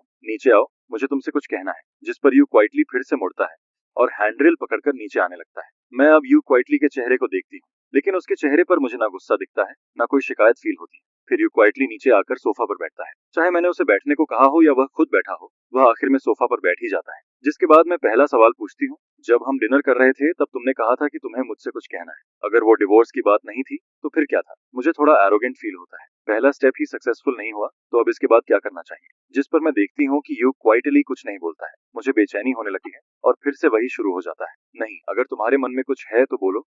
तुम्हारे चेहरे को देखकर कोई कैसे समझेगा कि तुम क्या सोच रहे हो। यह कहते हुए मुझे थोड़ा डिप्रेस्ड भी फील होता है क्योंकि दोपहर में मैंने उसे उसकी बेस्ट फ्रेंड से बात करते हुए सुना था। शायद वह मुझे कोई बुक देना चाहता था। यह सुनकर मुझे लगा था कि यू क्वाइटली शायद काफी लाइवली पर्सनालिटी वाला होगा, लेकिन मेरे सामने आते ही यू क्वाइटली फिर से इंट्रोवर्ट बन जाता है। लेकिन कोई बात नहीं, मैं यू क्वाइटली को टाइम दूंगी, उसे सोचने दूंगी, सब कुछ क्लियर करने दूंगी और फिर आंसर देने दूंगी। जब दो लोग बात कर रहे होते हैं और सामने वाला मोबाइल फोन उठा ले तो वो बहुत रूड लगता है। इसलिए मैंने अपना मोबाइल नहीं देखा और यू क्वाइटली भी अपना मोबाइल नहीं देखता है क्योंकि उसे भी पता है कि इस टाइम मोबाइल पकड़ना गलत लगेगा। इसलिए वो बस सीधा बैठा रहता है। लेकिन काफी देर तक ऐसे बैठे रहने के बाद यू क्वाइटली थोड़ा अनकंफर्टेबल फील करने लगता है, जिस पर मैं कुछ देर तक उसे देखती रहती हूँ। लेकिन यू क्वाइटली अभी भी कुछ बोलने के साइंस नहीं दिखाता है। तभी अचानक मुझे लगता है कि हम दोनों के बीच का रिश्ता कुछ अजीब हो गया है। मैं कहती हूँ, मुझे अभी तुम्हारे सामने वैसा फील हो रहा है जैसे कोई स्टूडेंट जिसे ऑफिस में बुलाया गया हो। यह सुनकर मैं खुद ही हल्का सा कंप्लेन करने वाले अंदाज में बोलती हूँ, जिस पर यू क्वाइटली हंस देता है और यह उसकी तरफ से पहली रिएक्शन होती है। जैसे ही मैं उसे हंसते हुए देखती हूँ, मैं तुरंत मौका देखकर कहती हूँ, यू क्वाइटली, तुम्हें इतना सोचने की जरूरत नहीं है। तुम्हें बस सीधे बोलना चाहिए कि तुम डिवोर्स नहीं चाहते और जो भी तुम्हारे मन में है वह सब बोल देना चाहिए। मैं उसे बहुत इनकरेजिंग नजरों से देखती हूँ, लेकिन एक पल के लिए मुझे खुद पर ही अजीब फील होता है, जैसे मैं कोई स्ट्रेंज अंकल हूँ जो किसी बच्चे को समझा रहा हो। ठीक है, यू क्वाइटली सिर हिलाता है, लेकिन उसका जवाब इतना सिंपल होता है कि मुझे लगता है जैसे वह बस बात खत्म करने के लिए बोल रहा है और मुझे समझ नहीं आता कि अब यू क्वाइटली के साथ क्या करूं। इसलिए मैं बस उसे उम्मीद भरी नजरों से देखती रहती हूँ और मेरी यह नजर यू क्वाइटली को एम्बैरेस्ड कर देती है, जिस पर वह तुरंत हाथ उठाकर कहता है, मैं सच में तुमसे झूठ नहीं बोल रहा हूँ। मैं प्रॉमिस करता हूँ कि आगे से जो भी सोचूंगा सब बोल दूंगा। मैं तुरंत कहती हूँ, तो फिर जो बात तुम पहले मुझसे कहना चाहते थे वही बोलो। जिस पर यू क्वाइटली थोड़ा एम्बैरेस्ड होकर 2 बार खांसता है लेकिन उसके बाद भी वह कुछ नहीं बोलता। मैं कुछ देर उसे देखती हूँ और फिर कहती हूँ, मुझे नहीं लगता कि आज हम दोनों की बात आगे बढ़ पाएगी। छोड़ो, कोई बात नहीं, तुम जल्दी रेस्ट कर लो। मैं गहरी सांस लेती हूँ और उठकर जाने लगती हूँ। रुको। जैसे ही यू क्वाइटली देखता है कि मैं जा रही हूँ, वह जल्दी से मेरे कपड़ों का किनारा पकड़ लेता है, क्योंकि उसे हमेशा लगता है कि अगर वह मुझे ऐसे ही जाने देगा तो कुछ अच्छा नहीं होगा। लेकिन मुझे रोकने के बाद भी उसे समझ नहीं आता कि आखिर क्या कहना चाहिए। जिस पर मैं नीचे देखती हूँ, यू क्वाइटली मेरे कपड़ों का किनारा पकड़े होता है। फिर वह सिर उठाकर मेरी तरफ देखता है, लेकिन अगले ही पल उसका चेहरा लाल हो जाता है। उसे लगता है कि उसने कुछ गलत कर दिया, जिस पर वह तुरंत मेरा कपड़ा छोड़ देता है, जैसे उसने कोई बहुत बड़ी गलती कर दी हो। और फिर वह अपना वही हाथ, जो अभी अभी मेरे कपड़े पकड़ रहा था, अपनी पीठ के पीछे छुपा लेता है, ताकि मैं उसे ना देख सकूं। असल में यह कोई बड़ी बात नहीं थी, लेकिन यू क्वाइटली को लगता है कि शायद यह बात मेरे लिए परेशानी बन सकती है। यू क्वाइटली धीरे से कहता है, मुझे नहीं पता कि यह बात तुम्हारे लिए ट्रबल बनेगी या नहीं। जिस पर मैं तुरंत कहती हूँ, अगर तुम बताओगे ही नहीं तो मुझे कैसे पता चलेगा कि वह ट्रबल है या नहीं। शिन मनमन ने भी उससे यही कहा था, लेकिन फिर भी यू क्वाइटली को हमेशा लगता है कि ऐसा करना सही नहीं है। उसे लोगों को परेशान करना पसंद नहीं है, और छिन मनमन तो उसके पास रिलेशनशिप की वजह से थी, लेकिन मेरे साथ उसके और मेरे बीच सिर्फ एक मैरिज का रिश्ता है। जिस पर यू क्वाइटली अचानक कहता है, अभी हम डिवोर्स की बात कर रहे थे, तुम जाना चाहती हो या नहीं जाना चाहती? मुझे सीधे पूछना चाहिए था। अब यू क्वाइटली थोड़ा परेशान होकर मेरी तरफ देखता है और फिर आखिरकार सब कुछ बोल देता है। मुझे कैसे पता चले कि कौन सा जवाब तुम्हें हर्ट करेगा? अगर तुम डिवोर्स चाहती हो और मैं कह दूं कि मैं डिवोर्स नहीं चाहता, तो क्या तुम सिर्फ मेरी वजह से अगले आधे साल तक मेरे साथ रहोगी? इसलिए मैं हमेशा चॉइस तुम्हारे हाथ में छोड़ता रहा हूं। मैं चाहता था कि फैसला तुम करो। फिर वो मेरी तरफ देखता है और कहता है, तुम बस मुझे एक क्लियर आंसर दे दो, चाहे तुम जाना चाहती हो या नहीं जाना चाहती। इन दोनों में से कोई एक आंसर दे दो। फिर मुझे क्यों पूछना चाहिए कि मैं क्या चाहता हूँ? इस बार यू क्वाइटली बहुत कुछ बोल देता है और मैं उसकी सारी बातें बहुत ध्यान से सुनती हूँ। जब वह बोलना खत्म करता है, तब मुझे समझ आता है कि यू क्वाइटली बहुत ज्यादा सोचता है, लेकिन हमेशा सिर्फ दूसरों के बारे में सोचता है, कभी खुद के बारे में नहीं। जिस पर मैं उससे पूछती हूँ, क्या तुम्हारी फीलिंग्स इंपॉर्टेंट नहीं है? मैंने उसके बारे में बहुत सोचा था, इसलिए जब मैंने उससे कहा कि मैं डिवोर्स नहीं चाहती, तब मैंने पूरा फैसला उसके हाथ में छोड़ दिया था, क्योंकि उस टाइम मुझे समझ नहीं आ रहा था कि यू क्वाइटली क्या चाहता है। मैरिज तभी चलती है जब दोनों लोग उसे चलाना चाहते हैं। अगर एक इंसान ही उसे निभाना चाहता रहे और दूसरा नहीं, तो फिर उसका कोई मतलब नहीं होता। इसलिए चॉइस उसके हाथ में देना कोई बड़ी बात नहीं थी। मुझे बस इतना चाहिए था कि यू क्वाइटली अपने मन की बात बता दे। उसके बाद हम दोनों मिलकर डिसाइड कर सकते थे कि आगे क्या करना है। लेकिन मैंने नहीं सोचा था कि प्रॉब्लम सिर्फ इतनी सी होगी। ये सुनकर यू क्वाइटली एकदम स्टंडन रह जाता है। वह धीरे से अपना मुंह खोलता है और ऑफ कोर्स मेरे थॉट्स इंपॉर्टेंट हैं, लेकिन मैं इंपॉर्टेंट हूँ। फिर भी मैं पहले तुम्हारे थॉट्स की फिक्र करता हूँ। ये मैरिज आगे चल सकती है या नहीं? क्या उसका फैसला सिर्फ मैं कर सकता हूँ? मैं यू क्वाइटली को देखती हूँ और फिर कहती हूँ, लेकिन तुमसे पहले मैं पहले ही बोल चुकी हूँ कि मैं डिवोर्स नहीं चाहती। यह सुनकर यू क्वाइटली फिर से स्टन रह जाता है। वह काफी देर तक चुप रहता है और फिर धीरे से कहता है, फिर मुझे कैसे पता चले कि तुम जो कह रही हो वो सच है? क्या पता तुम भी उन लोगों जैसी हो जो कुछ और सोचते हैं और कुछ और बोलती हैं। यह सुनकर मैं एकदम स्पीचलेस हो जाती हूँ। यू क्वाइटली जैसा इंसान बहुत ज्यादा सोचता है। मैं जो सोचती हूँ वही ऑनेस्टली बोल देती हूँ, लेकिन यू क्वाइटली अगर खुद कुछ बोलेगा ही नहीं, तो मुझे कैसे पता चलेगा कि उसके मन में क्या चल रहा है? मैं कुछ देर चुप रहती हूँ और फिर उससे पूछती हूँ, क्या तुम बाहर बाकी लोगों के लिए भी इतना सोचते हो? कैसे हो सकता है? यू क्वाइटली तुरंत मना कर देता है, लेकिन फिर वह खुद ही सोचने लगता है। फैमिली, रिलेटिव्स और फ्रेंड्स को छोड़कर बस स्लोली ही है, लेकिन उसका भी अलग है। मेरा स्लोली के साथ अच्छा रिलेशन है, इसलिए उसके साथ ये सब मैटर नहीं करता, और बाकी लोग, उनका मुझसे कोई लेना देना नहीं है। यू क्वाइटली थोड़ा हिलता है और फिर कहता है, मैं अपने रिलेशन की वजह से किसी और को हर्ट नहीं करूंगा, और जो लोग मेरे लिए मैटर नहीं करते उनके लिए मैं खुद को भी अपसेट नहीं करूंगा। यह सुनकर मैं मन में सोचती हूँ, अगर ऐसे हिसाब लगाऊं तो यू क्वाइटली की लिस्ट में मैं शायद पहली बार सबसे ऊपर हूँ। जिस पर मैं पूछती हूँ, और मैं ऑन ऑफ कोर्स तुम उनसे अलग हो। अलग कैसे? उनकी क्या आइडेंटिटी है और मेरी क्या आइडेंटिटी? यह सुनते ही यू क्वाइटली चुप हो जाता है। वह कुछ नहीं बोलता। असल में ये एकदम नॉर्मल सवाल था, लेकिन ना जाने क्यों यू क्वाइटली को यह सवाल कुछ अलग ही फील करवाता है, जैसे मैं उसके लिए कोई स्पेशल पर्सन हूँ। मैं फिर पूछती हूँ, तो फिर मेरी आइडेंटिटी क्या है? मैं बस ये सुनना चाहती हूँ कि यू क्वाइटली खुद अपने मुंह से बोले, लेकिन यू क्वाइटली फिर भी नहीं बोलता। शायद वह कहना चाहता है, कन्वी तुम मेरे हस्बैंड हो, लेकिन उसके लिए यह लाइन बोलना बहुत ज्यादा ऑकवर्ड है, क्योंकि अगर वह ऐसी बातें बोलेगा तो शायद फिर उसे लगेगा कि लोग उसे चिढ़ाएंगे या कहेंगे कि वह बहुत इमोशनल हो रहा है। जिस पर यू क्वाइटली का चेहरा फिर से लाल हो जाता है। वह कुछ भी नहीं बोल पाता। उसका एक्सप्रेशन देखकर मैं अचानक हंस देती हूँ, क्योंकि अब मुझे समझ आने लगता है, मैं यू क्वाइटली के लिए सिर्फ एक नॉर्मल रूममेट नहीं जो बस उसी घर में रहता है। हालांकि मेरे मन में यू क्वाइटली के लिए वैसे फीलिंग्स नहीं है, लेकिन फिर भी मेरे दिल में थोड़ा अच्छा फील होता है, बिल्कुल वैसे जैसे स्कूल के टाइम कोई लड़की मुझे पसंद करती थी।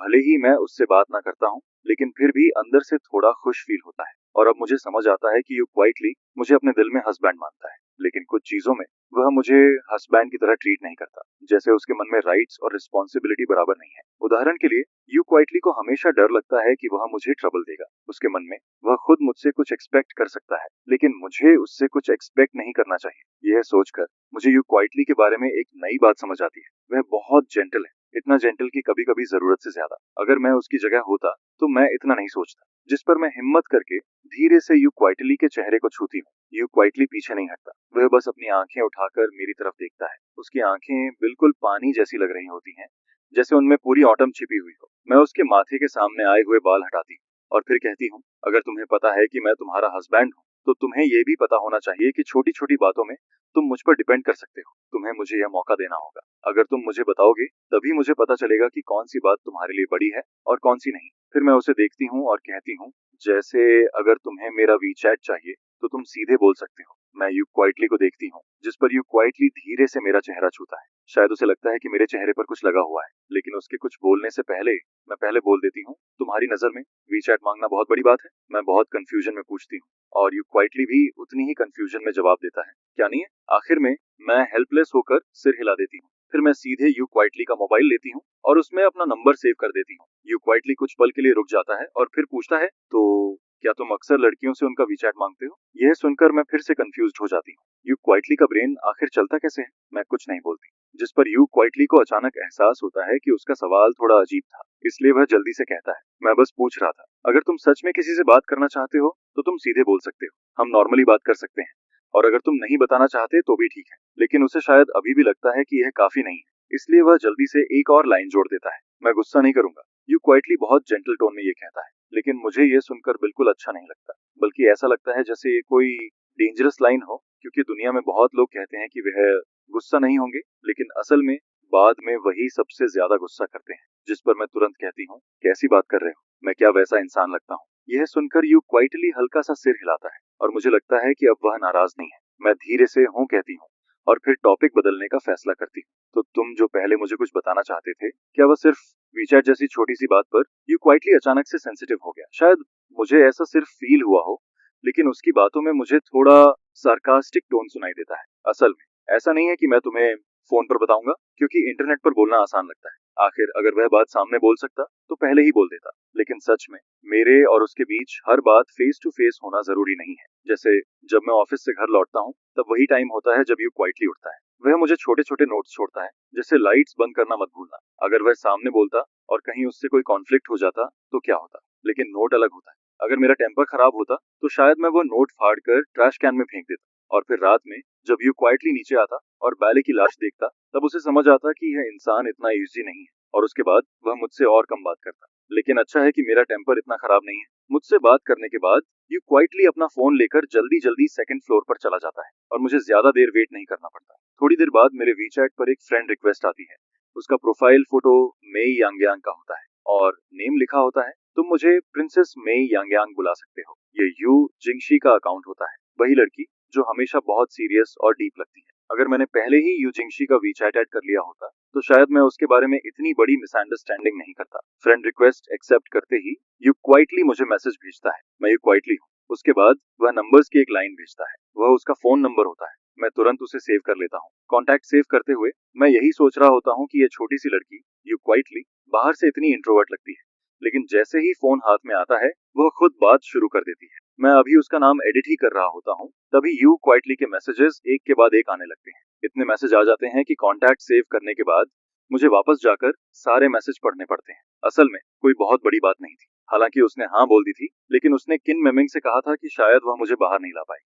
सब कुछ सिचुएशन पर डिपेंड करेगा। उसका मतलब बस इतना था कि वह मुझे अपने फ्रेंड से मिलवाना चाहती है। मैं उसकी बात समझ जाता हूँ, बिल्कुल वैसे ही जैसे मेरे फ्रेंड्स हमेशा कहते रहते हैं कि यू क्वाइटली को एक बार बाहर खाने पर लेकर आओ। अब चिन मिंगमिंग और यू क्वाइटली ने टाइम और जगह थोड़े से अलग अलग रख दी है और मुझे कहा है कि जो कन्वीनियंट लगे मैं चुन लूं। जहां तक बिल की बात है, अगर मैं उनके साथ जाने के लिए रेडी हो जाऊं तो बाद में यू क्वाइटली मुझे पैसे ट्रांसफर कर देगा और फिर बिल मैं पे करूंगा, क्योंकि उसके हिसाब से उसके बेस्ट फ्रेंड के सामने उसका हस्बैंड बिल पे करे तो उसे अच्छा लगेगा, लेकिन यू क्वाइटली सच में मुझे बिल पे नहीं करने देगा। उसने पहले जो कहा था कि किन मैंगमैंग बिल देगी, वह बस मजाक था। आखिर किन मैंगमैंग इतनी दूर से आई है, वह सच में उससे पैसे कैसे ले सकता है? यू क्वाइटली अपने मैसेज में एक एक करके सारी बातें समझाता जाता है, और जब उसे लगता है कि जो कुछ कहना था वह सब कह दिया, तब वह आखिर में एक छोटा सा समरी मैसेज भेजता है, बस इतना ही, बाकी कुछ नहीं है। और उसके साथ वह एक सॉफ्ट सा इमोजी भी भेजता है। मैं शुरू से आखिर तक सारे मैसेज पढ़ता हूँ और फिर सोचता हूँ, यह तो वही सब है जो मैंने पहले ही सुन लिया था। अब मैं सिर्फ इतना समझ सकता हूँ कि आगे से मुझे ये उम्मीद नहीं करनी चाहिए कि यू क्वाइटली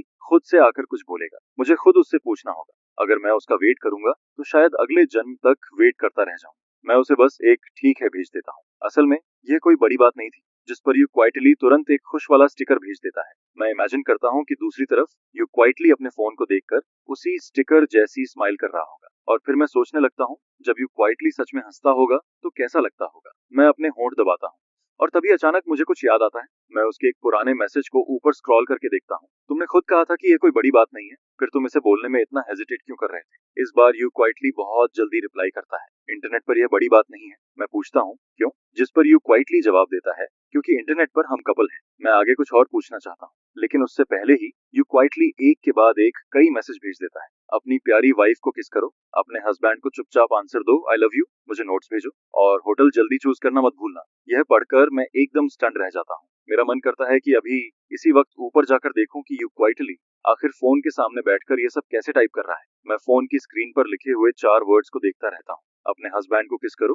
कौन कहेगा कि यू क्वाइटली इतना सिंपल है? मैंने नहीं सोचा था कि इस छोटे से इंसान के 2 चेहरे होंगे। सेकंड फ्लोर पर मैसेज भेजने के बाद यू क्वाइटली वापस बेड पर चला जाता है और फिर कमरे का दरवाजा लॉक कर लेता है। अगर मैं अभी ऊपर चला जाऊं तो शायद बात अच्छी तरह खत्म नहीं होगी। अगर कल मैं उससे नहीं मिल पाया तो फिर रहने दो। इंटरनेट वाला यू क्वाइटली रियल लाइफ वाले यू क्वाइटली से बिल्कुल अलग है। मैं बेड पर लेटा रहता हूँ और अभी भी यही सोच रहा होता हूँ कि उसके कॉन्टैक्ट का नाम क्या रखूं। काफी देर सोचने के बाद मैं पहले उसका नाम क्वाइट रखता हूँ, फिर उसे बदलकर वाइफ कर देता हूँ। आखिर वह मेरी वाइफ ही तो है, और जब यू क्वाइटली मुझे हस्बैंड बुला सकता है तो मैं उसे वाइफ क्यों नहीं बुला सकता? ये सोचकर मुझे थोड़ा अच्छा फील होता है, लेकिन कुछ देर बाद मैं फिर उसका नाम बदलकर वापस क्वाइट कर देता हूँ। अभी काफी रात बाकी है और मुझे अभी नींद नहीं आ रही, जिस पर मेरी नजर उस बुक पर पड़ती है। मैं गहरी सांस लेता हूँ और फिर सोचता हूँ, नहीं, ये बुक अच्छी नहीं है। असल में बुक नहीं, यू क्वाइटली अच्छा है, और यू क्वाइटली का पेन नेम भी बहुत अलग है, सॉफ्ट स्ट्रॉबेरी क्राइम बन। उस पेन नेम के नीचे साफ साफ एक लोगो बना हुआ होता है। हे भगवान, अगर मैंने इसे अपनी खुद की आंखों से नहीं देखा होता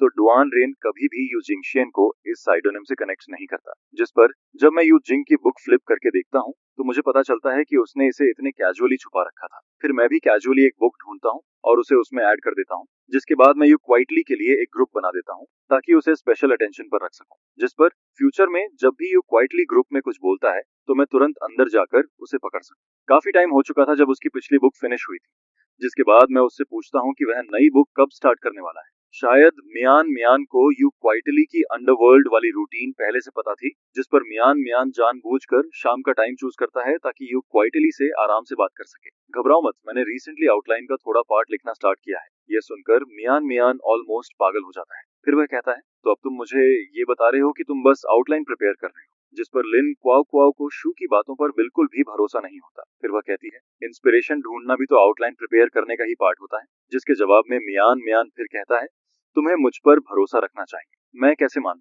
तुम कब काम करते हो और कब फिश करते हो? तुम इंस्पिरेशन आखिर ढूंढते कैसे हो, मुझे भी बताओ। जिस पर यू क्वाइटली जवाब देता है, सुनो, इंस्पिरेशन ढूंढने का मेरे पास अभी टाइम नहीं है, अभी तो बस पहले उसे ले आओ।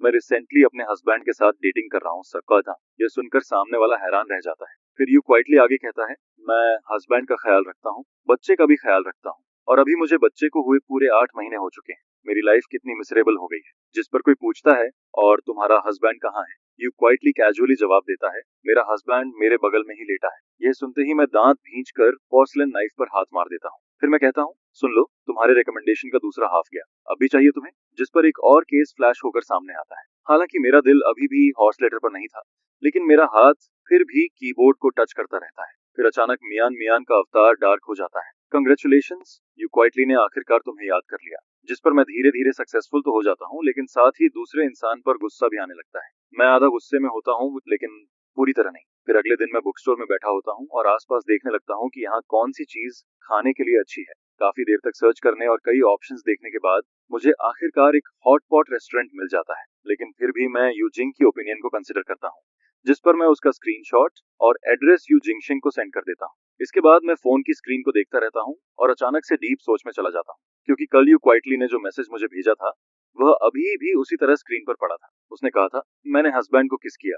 फिर उसने कहा था, मैं तुमसे प्यार करता हूँ, जिस पर मेरा दिमाग अपने आप फैंटेसी में चला जाता है। मैं सोचने लगता हूँ कि जब यू क्वाइटली ने मुझे यह मैसेज भेजा होगा तब वह कैसा दिख रहा होगा। क्या वह फोन स्क्रीन के सामने जोर जोर से हंस रहा होगा या फिर मेरी तरह वही साइलेंट और डीप एक्सप्रेशन के साथ बैठा होगा। लेकिन जाहिर सी बात है, इसका कोई आंसर नहीं था। यू क्वाइटली वापस आ चुका था, लेकिन मुझे नहीं पता था कि वह आज फिर अपने बेस्ट फ्रेंड के साथ बाहर घूमने जाएगा या नहीं। अगर वह बाहर जाता तो शायद उसे जल्दी उठना पड़ता, लेकिन उसके बुक ग्रुप में कल रात से लेकर आज तक यू क्वाइटली की एक भी आवाज नहीं आई थी। मैं दोपहर तक यू क्वाइटली के रिप्लाई का वेट करता रहता हूँ। फिर अचानक एक मैसेज आता है, हाँ तुम टाइम सेट कर दो। जिस पर मैं रिप्लाई करता हूँ, टाइम तो सेट है, तुम बस मुझे सीधे बता दो। उसी समय मुझे उसकी तरफ से कुछ नॉइजेस सुनाई देती है। फिर मैं पूछता हूँ, क्या तुम अभी बाहर हो। जिस पर यू क्वाइटली एक वॉइस भेजता है और मुझसे पूछता है, मैं अपने बेस्ट फ्रेंड के साथ ब्रेकफास्ट कर रहा हूँ। मैं कुछ देर के लिए चुप हो जाता हूँ, क्योंकि दोपहर के 12 बजे ब्रेकफास्ट करना थोड़ा अजीब था। लेकिन फिर मैं सोचता हूँ, छोड़ो, मुझे इन डिटेल्स से क्या लेना। यू क्वाइटली अगर 12 बजे ब्रेकफास्ट कर रहा है तो ये भी अपने आप में काफी बड़ी बात है। इसके थोड़ी देर बाद यू क्वाइटली मुझे एक और फोटो भेजता है, जिसमें एक बहुत सिंपल रामेन दिख रहा होता है। जिस पर जब मैं उसे ध्यान से देखता हूँ तो रियलाइज करता हूँ कि कल रात उसने जो नूडल्स खाए थे उनके मुकाबले ये काफी ज्यादा सिंपल और वेजिटेरियन लग रहे थे। कल वाले नूडल्स में जो बड़ा चिकन लेग था वह भी गायब था। जिस पर मैं क्वाइटली उसे एक रेड एनवेलप भेज देता हूँ और लिखता हूँ, जाकर कुछ अच्छा खा लो, खुद को इतना भूखा मत रखो कि तुम और पतले हो जाओ। यू क्वाइटली नूडल्स का एक बाइट लेते हुए मुझे वॉइस भेजता है, अगर मैं भूख से पतला हो गया तो तुम मुझे पकड़ोगे कैसे। तुम्हें तो वैसे भी मेरी बोन्स पकड़ने में अनकंफर्टेबल फील होगा, है ना। लेकिन सबसे अजीब बात ये थी कि यू क्वाइटली ने मेरा रेड एनवेलप एक्सेप्ट ही नहीं किया। ये सुनकर मेरा सिर क्वेश्चन मार्क से भर जाता है। मुझे ऐसा फील होने लगता है जैसे ऑनलाइन वाला you quietly and real life वाला यू क्वाइटली दो बिल्कुल अलग इंसान हो। इंटरनेट पर वह इतना बोल्ड रहता है, लेकिन रियलिटी में वही यू क्वाइटली इतना वीक और रिबेलियस बन जाता है, जिस पर मैं तुरंत सीरियस हो जाता हूँ। उधर दूसरी तरफ चिन मानमन क्वाइटली मुस्कुराता है। वह चेयर पर मिल्क टी लेकर टिका हुआ था। फिर वह सोचते हुए कहता है, मैंने पहले ही कहा था कि तुम्हारा उसके साथ कुछ सीक्रेट चल रहा है, लेकिन तब तुम मुझ पर ही गुस्सा हो रहे थे। अब खुद को देखो, तुम्हारी हालत तो बिल्कुल वैसी ही लग रही है। और वैसे भी हमारी शादी को आधा साल हो गया है, उसके बाद भी हमारा कोई इंटरसेक्शन नहीं हुआ। जिस पर यू क्वाइटली तुरंत जवाब देता है, वह अभी भी मेरा हस्बैंड है। मैं उसे कोई भी मैसेज भेजूं, चाहे जितना टीज करूं, इसमें कुछ इलीगल नहीं। यह कहने के बाद यू क्वाइटली जल्दी से अपना फोन छुपा लेता है, ताकि किन मनमन अंदर के मैसेजेस न देख सके, वरना कैरेक्टर मार्केटिंग का सारा इफेक्ट खत्म हो जाता। जिस पर किन मनमन हंसते हुए कहता है, छुपाने से कुछ नहीं होगा। अभी जो वॉइस तुमने भेजी थी, क्या तुम्हें लगता है मैंने नहीं सुनी। यू क्वाइटली फिर भी स्टबर्न बनकर कहता है, तो ऐसे प्रिटेंड करो जैसे तुमने कुछ सुना ही नहीं। जिसके तुरंत बाद यूजिंग का फोन फिर वाइब्रेट करता है। किन मनमन उसे देखकर टीजिंग टोन में कहता है, वाह, तुम्हारे लवर ने फिर मैसेज भेज दिया, जल्दी देखो ना। हालांकि यू जिंगशेन के दिमाग में ब्लैक लाइंस चल रही होती हैं, लेकिन फिर भी यू जिंगशेन चॉपस्टिक्स नीचे रखती है और पॉकेट से फोन निकालकर उसे ओपन करती है, क्योंकि इस बार मैंने सिर्फ एक ही मैसेज भेजा था। यू शांगशेंग, क्या तुम्हें किसी ने गोली मार दी है। कल से लेकर अब तक तुम बार बार यही कह रहे हो कि मुझे मैसेज भेजने वाला इंसान तुम हो। जिस पर यू क्वाइटली तुरंत टाइपिंग करना स्टार्ट करता है, हस्बैंड, तुमने मुझे गलत समझ लिया। चिन मनमान को बिना गेस किए ही समझ आ जाता है कि यू क्वाइटली ने जरूर फिर कोई शर्मनाक मैसेज भेजा होगा, क्योंकि टाइपिंग करते वक्त उसके चेहरे की स्मर्क साफ दिखाई दे रही थी। यह देखकर चिन मनमान को अचानक कुछ याद आता है। फिर वह इंकरेजिंग टोन में कहता है,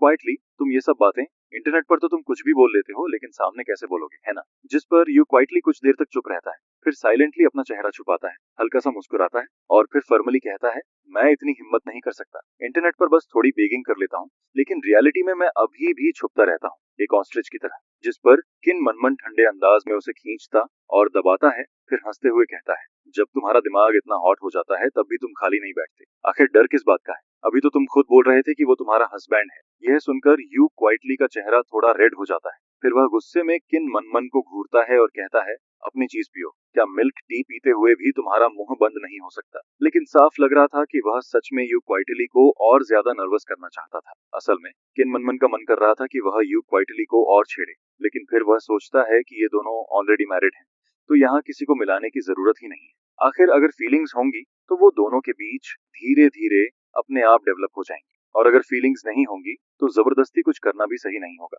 जिस पर क्वीन मनमन क्वाइटली डिसाइड करता है कि वह बीच में नहीं पड़ेगा। यू क्वाइटली अपने हस्बैंड के साथ कैसे बात करता है ये उसी पर छोड़ देना चाहिए। ब्रेकफास्ट थोड़ा लाइट होना चाहिए, इसी वजह से यू क्वाइटली ने क्रिस्पी रामेन ऑर्डर किया था। हालांकि उस वक्त ऑलरेडी दोपहर हो चुकी थी। दूसरी तरफ मैं शाम को खाने का टाइम चूज कर रहा था, क्योंकि यू क्वाइटली अभी सिर्फ ब्रेकफास्ट कर रहा था और उसके बाद उसे अपने फ्रेंड के साथ थोड़ा घूमना भी था, जिस पर मुझे लगा कि शायद उसे बाद में भी कुछ खाना पड़ेगा, इसलिए मैं बहुत जल्दी का टाइम नहीं रख सकता था। काफी सोचने के बाद मैं यू क्वाइटली को टाइम भेजता हूँ, तो फिर रात के 9 बजे। अगर धीरे धीरे खाया जाए तो ज्यादा से ज्यादा 11 बजे तक खत्म हो जाएगा, और मॉडर्न सोसाइटी में रहने वाले इंसान के लिए इतनी देर से खाना कोई बहुत लेट भी नहीं होता। जिस पर यू क्वाइटली रिप्लाई करता है, ठीक है, रात 9 बजे हॉटपॉट रेस्टोरेंट में मिलते हैं। यू क्वाइटली को फील होता है कि यह पहली बार है जब वह मेरे साथ बाहर खाने जा रहा है, जिस पर उसे लगता है कि उसे थोड़ा और प्रॉपरली तैयार होना चाहिए। अभी सिर्फ 8 बजे थे। यू क्वाइटली किन मनमन से कार चलाने के लिए कहता है। वहां पहुंचने में लगभग 20 मिनट लगते हैं। अगर रास्ते में ट्रैफिक ना हो तो ज्यादा से ज्यादा आधा घंटा लगता है। रास्ते में आसपास में एक साइड पर यू श्याओ मारू बेचने वाला स्टॉल दिखता है, जिस पर यू क्वाइटली कार से उतरता है और 3 पैकेट्स खरीद लेता है, साथ में 3 कप्स मिल्क टी भी। फिर वह कैजुअली पूछता है, क्या एक तुम्हारे लिए वापस ले चलूं? कार चलते हुए रास्ते में थोड़ा ट्रैफिक था, जिस पर किन मनमन चिन पर हाथ रखकर यू क्वाइटली से पूछता है, क्या तुमने कभी सोचा है कि फ्यूचर में अपने हस्बैंड के साथ डेट पर जाओगे? यू क्वाइटली कुछ देर चुप रहता है, फिर वीक आवाज में पूछता है, डेट पर क्यों जाऊं? मैं वैसे भी ज्यादा बाहर नहीं जाता। यह सुनकर किन मानमन कुछ देर के लिए स्ट्रेंजली साइलेंट हो जाता है, जैसे उसे उम्मीद ही नहीं थी कि यू क्वाइटली ऐसा जवाब देगा। उसे लगने लगता है कि शायद उसके दोस्त के दिमाग में सच में कुछ प्रॉब्लम है। जिस पर किन मनमन फिर पूछता है, तो फिर तुम मेरे साथ बाहर क्यों आए हो? यू क्वाइटली कैजुअली जवाब देता है, क्योंकि हम 2-3 साल से मिले नहीं थे। तुम्हारे साथ बाहर आकर पुरानी बातें याद कर सकता हूँ, लेकिन लू चाओ और मैं तो हर दिन मिलते हैं, हम हर दिन साथ रहते हैं, फिर हमें डेट पर जाने की क्या जरूरत है? यह सुनकर किन मनमन ऑलमोस्ट हार मान लेता है। फिर वह कहता है, घर और बाहर एक जैसे थोड़ी होते हैं। ये वैसे ही है जैसे लोग सिनेमा में मूवी देखने जाते हैं ताकि वहां का एटमॉस्फेयर फील कर सके। जिस पर यू क्वाइटली तुरंत जवाब देता है, लेकिन मैं तो सिनेमा में भी मूवी देखने नहीं जाता, वहां मूवीज बस ज्यादा महंगी होती हैं। उसके अलावा कोई और फायदा है क्या? अगर लाइफ में स्पेशल इफेक्ट्स होते तो शायद इस वक्त किन मनमन के सिर पर हॉपलेस चमक रहा होता। फिर वह सीधा पूछता है, तो क्या तुम अपने हस्बैंड को पसंद करते हो? क्योंकि जब किसी को सच में पसंद करते हैं तो कई ऐसी बातें भी अपने आप समझ आने लगती हैं जो पहले समझ नहीं आती। जिस पर यू क्वाइटली कुछ नहीं बोलता, वह सीरियसली सोचने लगता है, क्योंकि उसका मेरे साथ ज्यादा कांटेक्ट नहीं रहा था, लेकिन वह इतना जरूर जानता था कि मेरे हस्बैंड होने की वजह से मेरे लिए उसके दिल में एक स्पेशल जगह है। वह रीजन एक्सप्लेन नहीं कर सकता था, लेकिन उसे पता था कि यह जगह अलग है उसकी अपनी आइडेंटिटी में। यू क्वाइटली बस मेरे साथ हाथ पकड़कर चलने तक की जगह रखता था, बाकी चीजों का उसके लिए ज्यादा मतलब नहीं था। फिर यू क्वाइटली धीरे से कहता है, ये पसंद नहीं है, ये बस रिस्पॉन्सिबिलिटी है। जिस पर किन मनमन मुस्कुराता है और कहता है, अगर तुमने ऑलरेडी डिसाइड कर लिया है कि तुम उसके साथ जिंदगी बिताओगे तो तुम्हें अपने लिए भी थोड़ा रास्ता बनाना होगा। तुम और लू चाओ ऐसे ही बस साथ नहीं रह सकते। तुम दोनों हस्बैंड वाइफ हो, कोई को-ऑपरेटिव रूममेट्स नहीं। तुम्हें कोशिश करनी चाहिए कि तुम उसे पसंद करो। अगर कर पाओ तो वही सबसे अच्छा होगा, चाहे उसका स्वभाव ब्राइट हो या फिर बिल्कुल आइस जैसा कोल्ड। तुम्हें अपने दिल में कुछ तो फील होना चाहिए। जिस पर यू क्वाइटली फिर चुप हो जाता है। कुछ देर बाद उसकी धीमी आवाज निकलती है, ये बात बहुत डेंजरस लग रही है। यू क्वाइटली और किन मनमन कार में 20 मिनट से ज्यादा फंसे हुए थे और अब टाइम 8:40 हो चुका था। जिस पर अचानक यू क्वाइटली को फील होता है कि शायद वह आज की मीटिंग के लिए लेट हो जाएगा। वह तुरंत अलर्ट हो जाता है, नहीं, अगर मैं लेट हो गया तो कितना एम्बेरसिंग होगा। लेकिन किन मनमन काफी काम रहता है, क्योंकि ट्रैफिक जाम उसके हाथ में नहीं था। जिस पर यू क्वाइटली अचानक कहता है, नहीं, मुझे पहले कॉल करनी होगी। हालांकि अभी भी लेट नहीं हुआ था, लेकिन उसके लिए यह बिल्कुल वैसे था जैसे कॉलेज में एक दिन पहले लीव मांगनी पड़ती है, क्योंकि सिर्फ वही लीव काउंट होती है जो पहले से ली जाए। ये देखकर किन मानमन नोटिस करता है कि यू क्वाइटली फोन निकालकर नंबर डायल करने वाला है, जिस पर वह उसे काइंडली रिमाइंड करता है, आवाज थोड़ी सॉफ्ट रखना, ज्यादातर लड़कों को जेंटल लड़कियां पसंद आती हैं। छिन मनमन अभी बोल ही रहा था, तभी यू क्वाइटली के हाथ में पकड़े फोन से कॉल लग जाती है और बहुत जल्दी उसमें से मेरी आवाज आने लगती है। जैसे ही कॉल कनेक्ट होती है, किन मनमन अपनी आईब्रोज उठाता है, फिर चुप हो जाता है। वह कुछ नहीं बोलता, बस यू क्वाइटली को एनकरेजिंग नजरों से देखता रहता है। जिस पर यू क्वाइटली एक गहरी सांस लेता है। यू क्वाइटली सच में बहुत कावड़ था। लू चाओ, मैं इस बार सच में समझ जाता हूँ, इंटरनेट वाला यू क्वाइटली और रियल लाइफ वाला यू क्वाइटली दोनों बिल्कुल अलग इंसान है। अगर ये वीचैट पर होता तो शायद यू क्वाइटली आते ही मुझे हस्बैंड बुला देता, और ऑनेस्टली वह सुनने में काफी कूल लगता, लेकिन रियलिटी में यू क्वाइटली बहुत ज्यादा सोचता है। वह जो भी बोलता है उसके पहले हर वर्ड का रिजल्ट सोचता है। लगता है हमारी तरफ थोड़ा ट्रैफिक जाम है। यू क्वाइटली अभी अगला सेंटेंस बोलने ही वाला था, तभी उसके बगल में बैठे किन मनमन की आवाज सुनाई देती है। वह शायद किसी को वॉइस भेज रहा था, तुम्हें अब भी मेरे पास आने की शर्म नहीं है? तुमने मुझे इतना गुस्सा दिलाया, इतने दिन घर से बाहर रहे, और कल रात जाकर तुम्हें याद आया कि मुझे मनाना चाहिए, फिर भी तुमने मुझे ठीक से मनाया तक नहीं।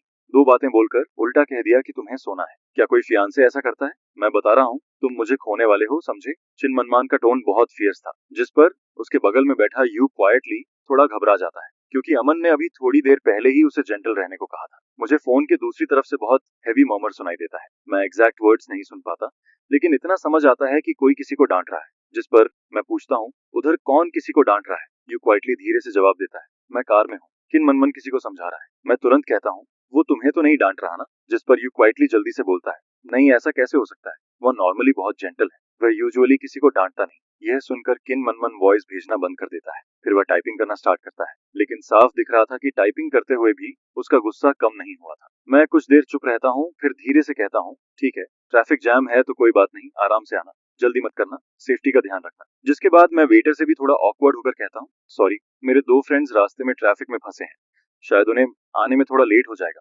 9:20 हो चुके थे, लेकिन यू क्वाइटली और किन मनमन अभी तक हॉटपॉट रेस्टोरेंट नहीं पहुंचे थे। फिर अचानक मेरे पास मैसेज आता है, हम पहुंच गए। जिस पर मैं तुरंत रिप्लाई करता हूँ, तो फिर सीधे अंदर आ जाओ, मैं भी अभी आया हूँ, वेटर अभी मेन्यू देकर गया है, तुम लोग आओ, फिर साथ में सूप बेस चूज करेंगे। इसके बाद मैं quietly table number you quietly को भेज देता हूँ। फिर मैं आसपास की खाली टेबल्स को देखता हूँ। अच्छी बात थी कि आज ज्यादा कस्टमर्स नहीं थे, वरना मैं इतनी देर तक यहाँ नहीं बैठ पाता। मैंने जानबूझकर कॉर्नर वाली टेबल चूज की थी, क्योंकि मैं रियल लाइफ वाले यू क्वाइटली को देखकर थोड़ा कंफर्टेबल फील करना चाहता था। जब यू क्वाइटली और किन मनमन अंदर आते हैं, तब मैं उनकी तरफ पीठ करके बैठा था। मेरे हाथ में अभी भी ईस्टर एग्स की छोटी सी बुलेटिन थी, जिसे मैं कैजुअली पलट रहा था। जैसे ही वे दोनों अंदर आते हैं, यू क्वाइटली बहुत धीरे से बोलता है, लूचाओ। जिस पर मैं पीछे मुड़कर उसे देखता हूँ। यू क्वाइटली बिल्कुल वैसा ही दिख रहा था जैसा मैंने इमेजिन किया था, बहुत शांत, बहुत सिंपल।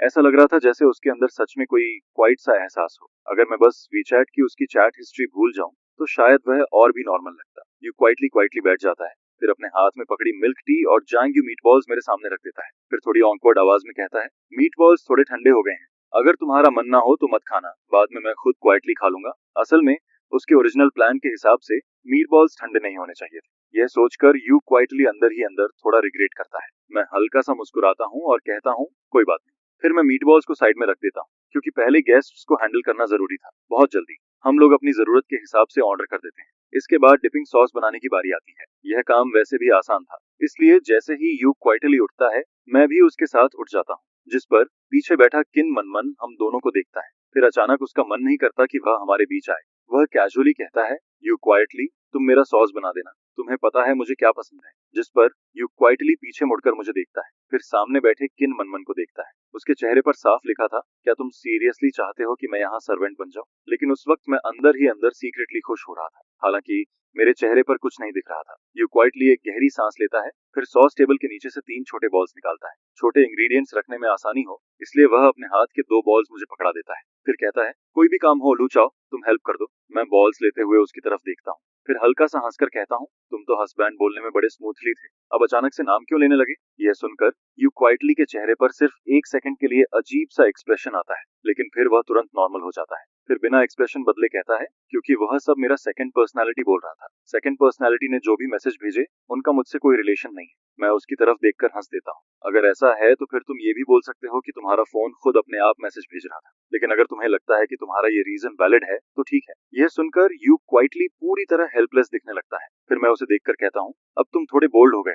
जिस पर यू क्वाइटली तुरंत सेंसिटिव हो जाता है, लेकिन वह कुछ नहीं बोलता। इसी दौरान जब हम दोनों सॉस मिक्स कर रहे होते हैं, तभी हमारे ऑर्डर्ड डिशेस भी टेबल पर आ जाती हैं। अचानक यू क्वाइटली अपना सिर पकड़ लेता है, ओह, मैं फोटो लेना भूल गया। जिस पर वह जल्दी से अपना फोन निकालता है, सामने रखे बहुत सारे मीट वाले डिशेस की फोटो खींचता है और फिर उसे भेज देता है। बुक फ्रेंड ग्रुप में उसने बस रिप्लाई किया, फिर एक और दिन, पुराने प्रॉमिस की तरह। लेकिन यू क्वाइटली ने जैसे ही मैसेज भेजा और फोन रखने वाला था, तभी उसके बगल से मेरा स्पेशल नोटिफिकेशन वाला टोन बज जाता है। उसकी आवाज इतनी लाउड थी कि एकदम अलग से सुनाई देती है। मैं उस वक्त सिर नीचे करके मीट बॉल खा रहा था, लेकिन जैसे ही वह आवाज आती है, मेरे दिमाग में तुरंत एक बात आती है, जिस पर अगले ही पल मैं सिर उठाकर उन दोनों की तरफ देखता हूँ। सबसे पहले मेरी नजर यू क्वाइटली पर पड़ती है। यू क्वाइटली मुझे देख रहा था, फिर मैं किन मनमन को देखता हूँ, किन मनमन भी मुझे ही देख रहा था। यू क्वाइटली कुछ नहीं बोलता, क्योंकि वह नॉर्मली ऐसी जगह पर सीन क्रिएट नहीं करता। उसके हिसाब से हस्बैंड वाइफ की बात घर जाकर डोर बंद करके आराम से करनी चाहिए। लेकिन किन मनमन चुप नहीं रहता। वह ऐसे बोलता है जैसे अपनी बेस्ट फ्रेंड के लिए स्टैंड ले रहा हो। क्वाइटली, तुम्हारे हस्बैंड किस अच्छी बहन को स्पेशल अटेंशन दे रहे हैं। ये सुनकर मेरे सिर में दर्द होने लगता है। मैं कहता हूँ, और किसे स्पेशल अटेंशन दूंगा, बस यू क्वाइट को, जो हमेशा ग्रुप में साइलेंटली छुपा रहता है। लेकिन आज यह बात साफ करनी जरूरी थी, क्योंकि भले ही यू क्वाइटली ने अभी ज्यादा नहीं सोचा हो, लेकिन अगर उसकी बेस्ट फ्रेंड के दिमाग में कुछ बैठ गया तो धीरे धीरे वही बात यू क्वाइटली के दिमाग में भी आ जाएगी। क्वाइटली, मेरी बात सुनो, मैं एक्सप्लेन करता हूँ। जिस पर यू क्वाइटली चुपचाप मेरे बाउल में एक पीस मीट रख देता है, फिर धीरे से कहता है, पहले खाना खाओ। उसका चेहरा थोड़ा रेड हो रहा था। शायद उसे लग रहा था कि अभी एक्सप्लेन करने का कोई फायदा नहीं है। अगर कुछ नहीं है तो वैसे भी बाद में बात हो जाएगी, और अगर कुछ नहीं है तो हॉट पॉट का मूड खराब करने का भी कोई मतलब नहीं था। मैं फिर कुछ बोलना चाहता हूँ, लेकिन जब मैं यू क्वाइटली को देखता हूँ तो कुछ नहीं कह पाता, क्योंकि इस वक्त हॉट पॉट बस हॉट पॉट होना चाहिए। जिस पर मैं क्वाइटली यू क्वाइटली के बाउल में खाना डालना शुरू कर देता हूँ, और जब मैं देखता हूँ कि यू क्वाइटली की तरफ से कोई रिएक्शन नहीं आता तो मैं और भी ओपनली उसके बाउल में खाना डालने लगता हूँ। और अब सबसे ज्यादा रिग्रेट मुझे यही हो रहा था कि यू क्वाइटली के सामने फोन को पहले ही साइलेंट कर देना चाहिए था। यू क्वाइटली खुद अपने लिए कुछ भी नहीं ले रहा था। मैं पॉट में से सारा मीट निकालकर उसके बाउल में डाल देता हूँ और लगभग खुद कुछ नहीं खाता। खाना खत्म होने के बाद मैं उठकर बिल देने चला जाता हूँ। मुझे नहीं पता था कितना अमाउंट आया था, लेकिन उसी वक्त यू क्वाइटली ने वीचैट पर सीधे मुझे 500 भेज दिए। जब मैं वापस आता हूँ तब तक दोनों लड़कियां भी अपनी चीजें समेट चुकी होती हैं,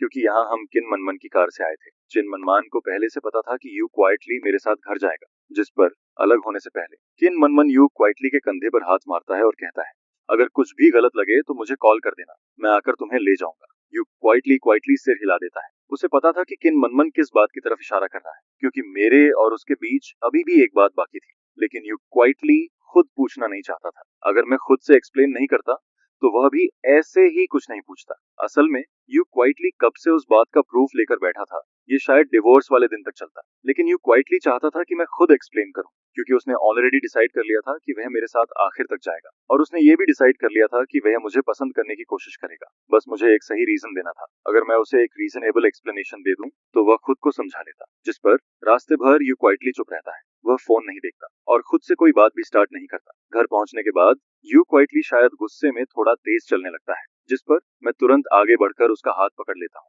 मुझे थोड़ा टाइम दो, मैं एक्सप्लेन करता हूँ। उस वक्त यू क्वाइटली के दिल में एक अजीब सा ऑकवर्ड फीलिंग था। असल में वह अभी भी गुस्सा था। हॉट पॉट रेस्टोरेंट में चुप रहने का मतलब ये नहीं था कि बात खत्म हो गई। मैं उसका हाथ पकड़कर नहीं छोड़ता, और शायद मेरी पकड़ थोड़ी ज्यादा स्ट्रांग हो जाती है। यू क्वाइटली सिर नीचे करता है, फिर उसकी नजर धीरे धीरे मेरे हाथ से मेरे चेहरे तक आती है, और उस वक्त मैं उसे बहुत सीरियसली देख रहा था, लेकिन मुझे अभी भी कुछ रियलाइज नहीं हुआ था। जिस पर यू क्वाइटली हल्का सा हंस देता है। वह मुश्किल से एक स्माइल बनाता है, फिर धीरे से अपना हाथ छुड़ा लेता है। उसकी रिस्ट थोड़ी रेड हो गई थी, लेकिन मेरा पूरा ध्यान बस यू क्वाइटली के मूड पर था, इसलिए मुझे रियलाइज ही नहीं हुआ कि मैंने उसका हाथ बहुत जोर से पकड़ लिया था। यू क्वाइटली अपनी रिस्ट को धीरे से रब करता है, फिर धीरे से कहता है, लू चाओ, कल बात करेंगे, मैं आज थोड़ा टायर्ड हूँ। असल में या उस नातनी उसके हिसाब से शायद कुछ एक्सप्लेन करने जैसा था ही नहीं, लेकिन यू क्वाइटली ये बोलने के बाद भी वहीं खड़ा रहता है। वह जाता नहीं, क्योंकि वह मेरा एक्सप्लेनेशन सुनना चाहता था। बस वह कभी भी अपनी बात क्लियरली नहीं कहता। उसकी पर्सनैलिटी हमेशा से ऐसी ऑकवर्ड थी। मैं धीरे से कहता हूँ, असल में ऐसी कोई बात नहीं है। कुछ टाइम पहले मैंने ऑनलाइन कुछ आर्टिकल्स पढ़े थे। उसी दौरान मुझे एक वेब नॉवेल ऑथर दिखा जिसके रिजल्ट्स तुम्हारे जैसे थे, इसलिए मैंने उसे स्पेशल अटेंशन पर रखा, क्योंकि वह अक्सर ग्रुप में आता था और मैं उसे पकड़ना चाहता था। फिर बाद में मुझे पता चला, मैं प्रॉमिस करता हूँ, उससे मेरी कभी प्राइवेट बात नहीं हुई, पेंगुइन पर भी नहीं। ग्रुप में इतने लोग थे कि शायद वह मुझे पहचानता तक नहीं होगा। मैं उसे शॉर्ट में पूरी सच्चाई बता देता हूँ। यू क्वाइटली ध्यान से मेरी बात सुनता है, लेकिन जैसे ही मैं बोलना खत्म करता हूँ उसके दिल में अचानक गिल्ट आने लगता है, क्योंकि रिसेंटली वह खुद भी ग्रुप में बहुत टाइम वेस्ट कर रहा था। फिर वह धीरे से पूछता है, वो ऑथर लड़का था? अब वह गुस्सा नहीं था, क्योंकि उसे लग रहा था कि ऑथर कोई लड़का होगा। आखिर लू चाओ ऐसा इंसान नहीं था जो जानबूझकर किसी फीमेल ऑथर के पीछे जाए। जिस पर मैं सिर हिलाता हूँ, मुझे नहीं पता, हमने कभी बात नहीं की। तो ऑथर लड़की भी हो सकती है। बुक लिखने का जेंडर से कोई लेना देना नहीं होता है। ये बात सही है, लेकिन यू क्वाइटली चुपचाप यही सोचती है कि मैं कितना स्टूपिड हूँ। जिस पर इस टाइम तुम्हें बात को फ्लो के साथ आगे बढ़ाना चाहिए और कहना चाहिए कि वो एक मेल ऑथर है, क्योंकि अगर जिस पर्सन पर तुम ध्यान दे रहे हो वो एक फीमेल ऑथर निकलती तो यू क्वाइटली को समझ ही नहीं आता कि क्या करना है। जिस पर वो थोड़ी देर के लिए रुकती है, अपनी बैग सीधी करती है और ऐसे एक्ट करती है जैसे उसे किसी चीज से फर्क नहीं पड़ता है। फिर वो कहती है, असल में तुम्हें मुझे जानबूझकर एक्सप्लेन करने की जरूरत नहीं है, मुझे बिल्कुल भी फर्क नहीं पड़ता है, बस सीधा बोल दो। ये कहकर यू क्वाइटली मुड़ती है और वहां से चली जाती है। जिस पर मैं उससे कहता हूँ, अगर तुम नाराज नहीं हो तो अपने रूम में जाकर सो जाओ, आज रात भी जेट लैग कंटिन्यू होने वाला है, इसलिए तुम्हें जल्दी सोना चाहिए। जिस पर मैं यू क्वाइटली की पीछे जाती हुई बैग को देखता रहता हूँ। मैंने तो उसे सब कुछ एक्सप्लेन कर ही दिया था। तो क्या यू क्वाइटली सच में नाराज नहीं है? विमेन सच में बहुत वियर्ड क्रीचर्स होती हैं। जब वो नाराज होती हैं तब भी कहती हैं कि वो नाराज नहीं है, और जब वो नाराज नहीं होती हैं तब भी वही कहती हैं। यहाँ तक कि शावर लेने के बाद भी वो यही बोलती हैं कि वो नाराज नहीं है। इसके बाद मैं बेड पर लेट जाता हूँ और फिर वी चैट पर यू क्वाइटली को एक बार फिर मैसेज करता हूँ, क्योंकि मुझे लगता है कि रियलिटी में पूछने से ज्यादा आसान वी चैट पर पूछना होगा, जिस पर मैं उसे टाइप करके भेजता हूँ, तो क्या तुम अभी भी नाराज हो? लेकिन यू क्वाइटली रिप्लाई नहीं करती है। यहाँ तक कि ऊपर टाइपिंग का भी कोई डिस्प्ले नहीं आता है, जिस पर मैं सोचता हूँ कि इस टाइम यू क्वाइटली के पास करने के लिए कुछ नहीं होगा, शायद वो शावर लेने गई होगी। आगे मैं और यू क्वाइटली के बीच की लास्ट चैट रिकॉर्ड को देखता हूँ, जो उस ट्रांसफर पर जाकर रुकती है जो यू क्वाइटली ने मुझे भेजा था। ऑफ कोर्स उस पैसे को लेना पॉसिबल नहीं था। मैं अपनी वाइफ और उसकी फ्रेंड्स को हॉट पॉट खिलाने के लिए इनवाइट नहीं कर सकता, और ऊपर से अपनी वाइफ से पैसे भी नहीं ले सकता, जिस पर मैंने अभी तक उसे एक्सेप्ट नहीं किया है। मैं प्लान करता हूँ कि 24 घंटे पूरे होने दूं, ताकि वो अमाउंट अपने आप रिफंड होकर यू क्वाइटली के पास वापस चला जाए। करीब 10 मिनट बाद यू क्वाइटली फाइनली रिप्लाई करती है, जिस पर उसका मैसेज आता है, मैं अपने हस्बैंड से कैसे नाराज हो सकती हूँ।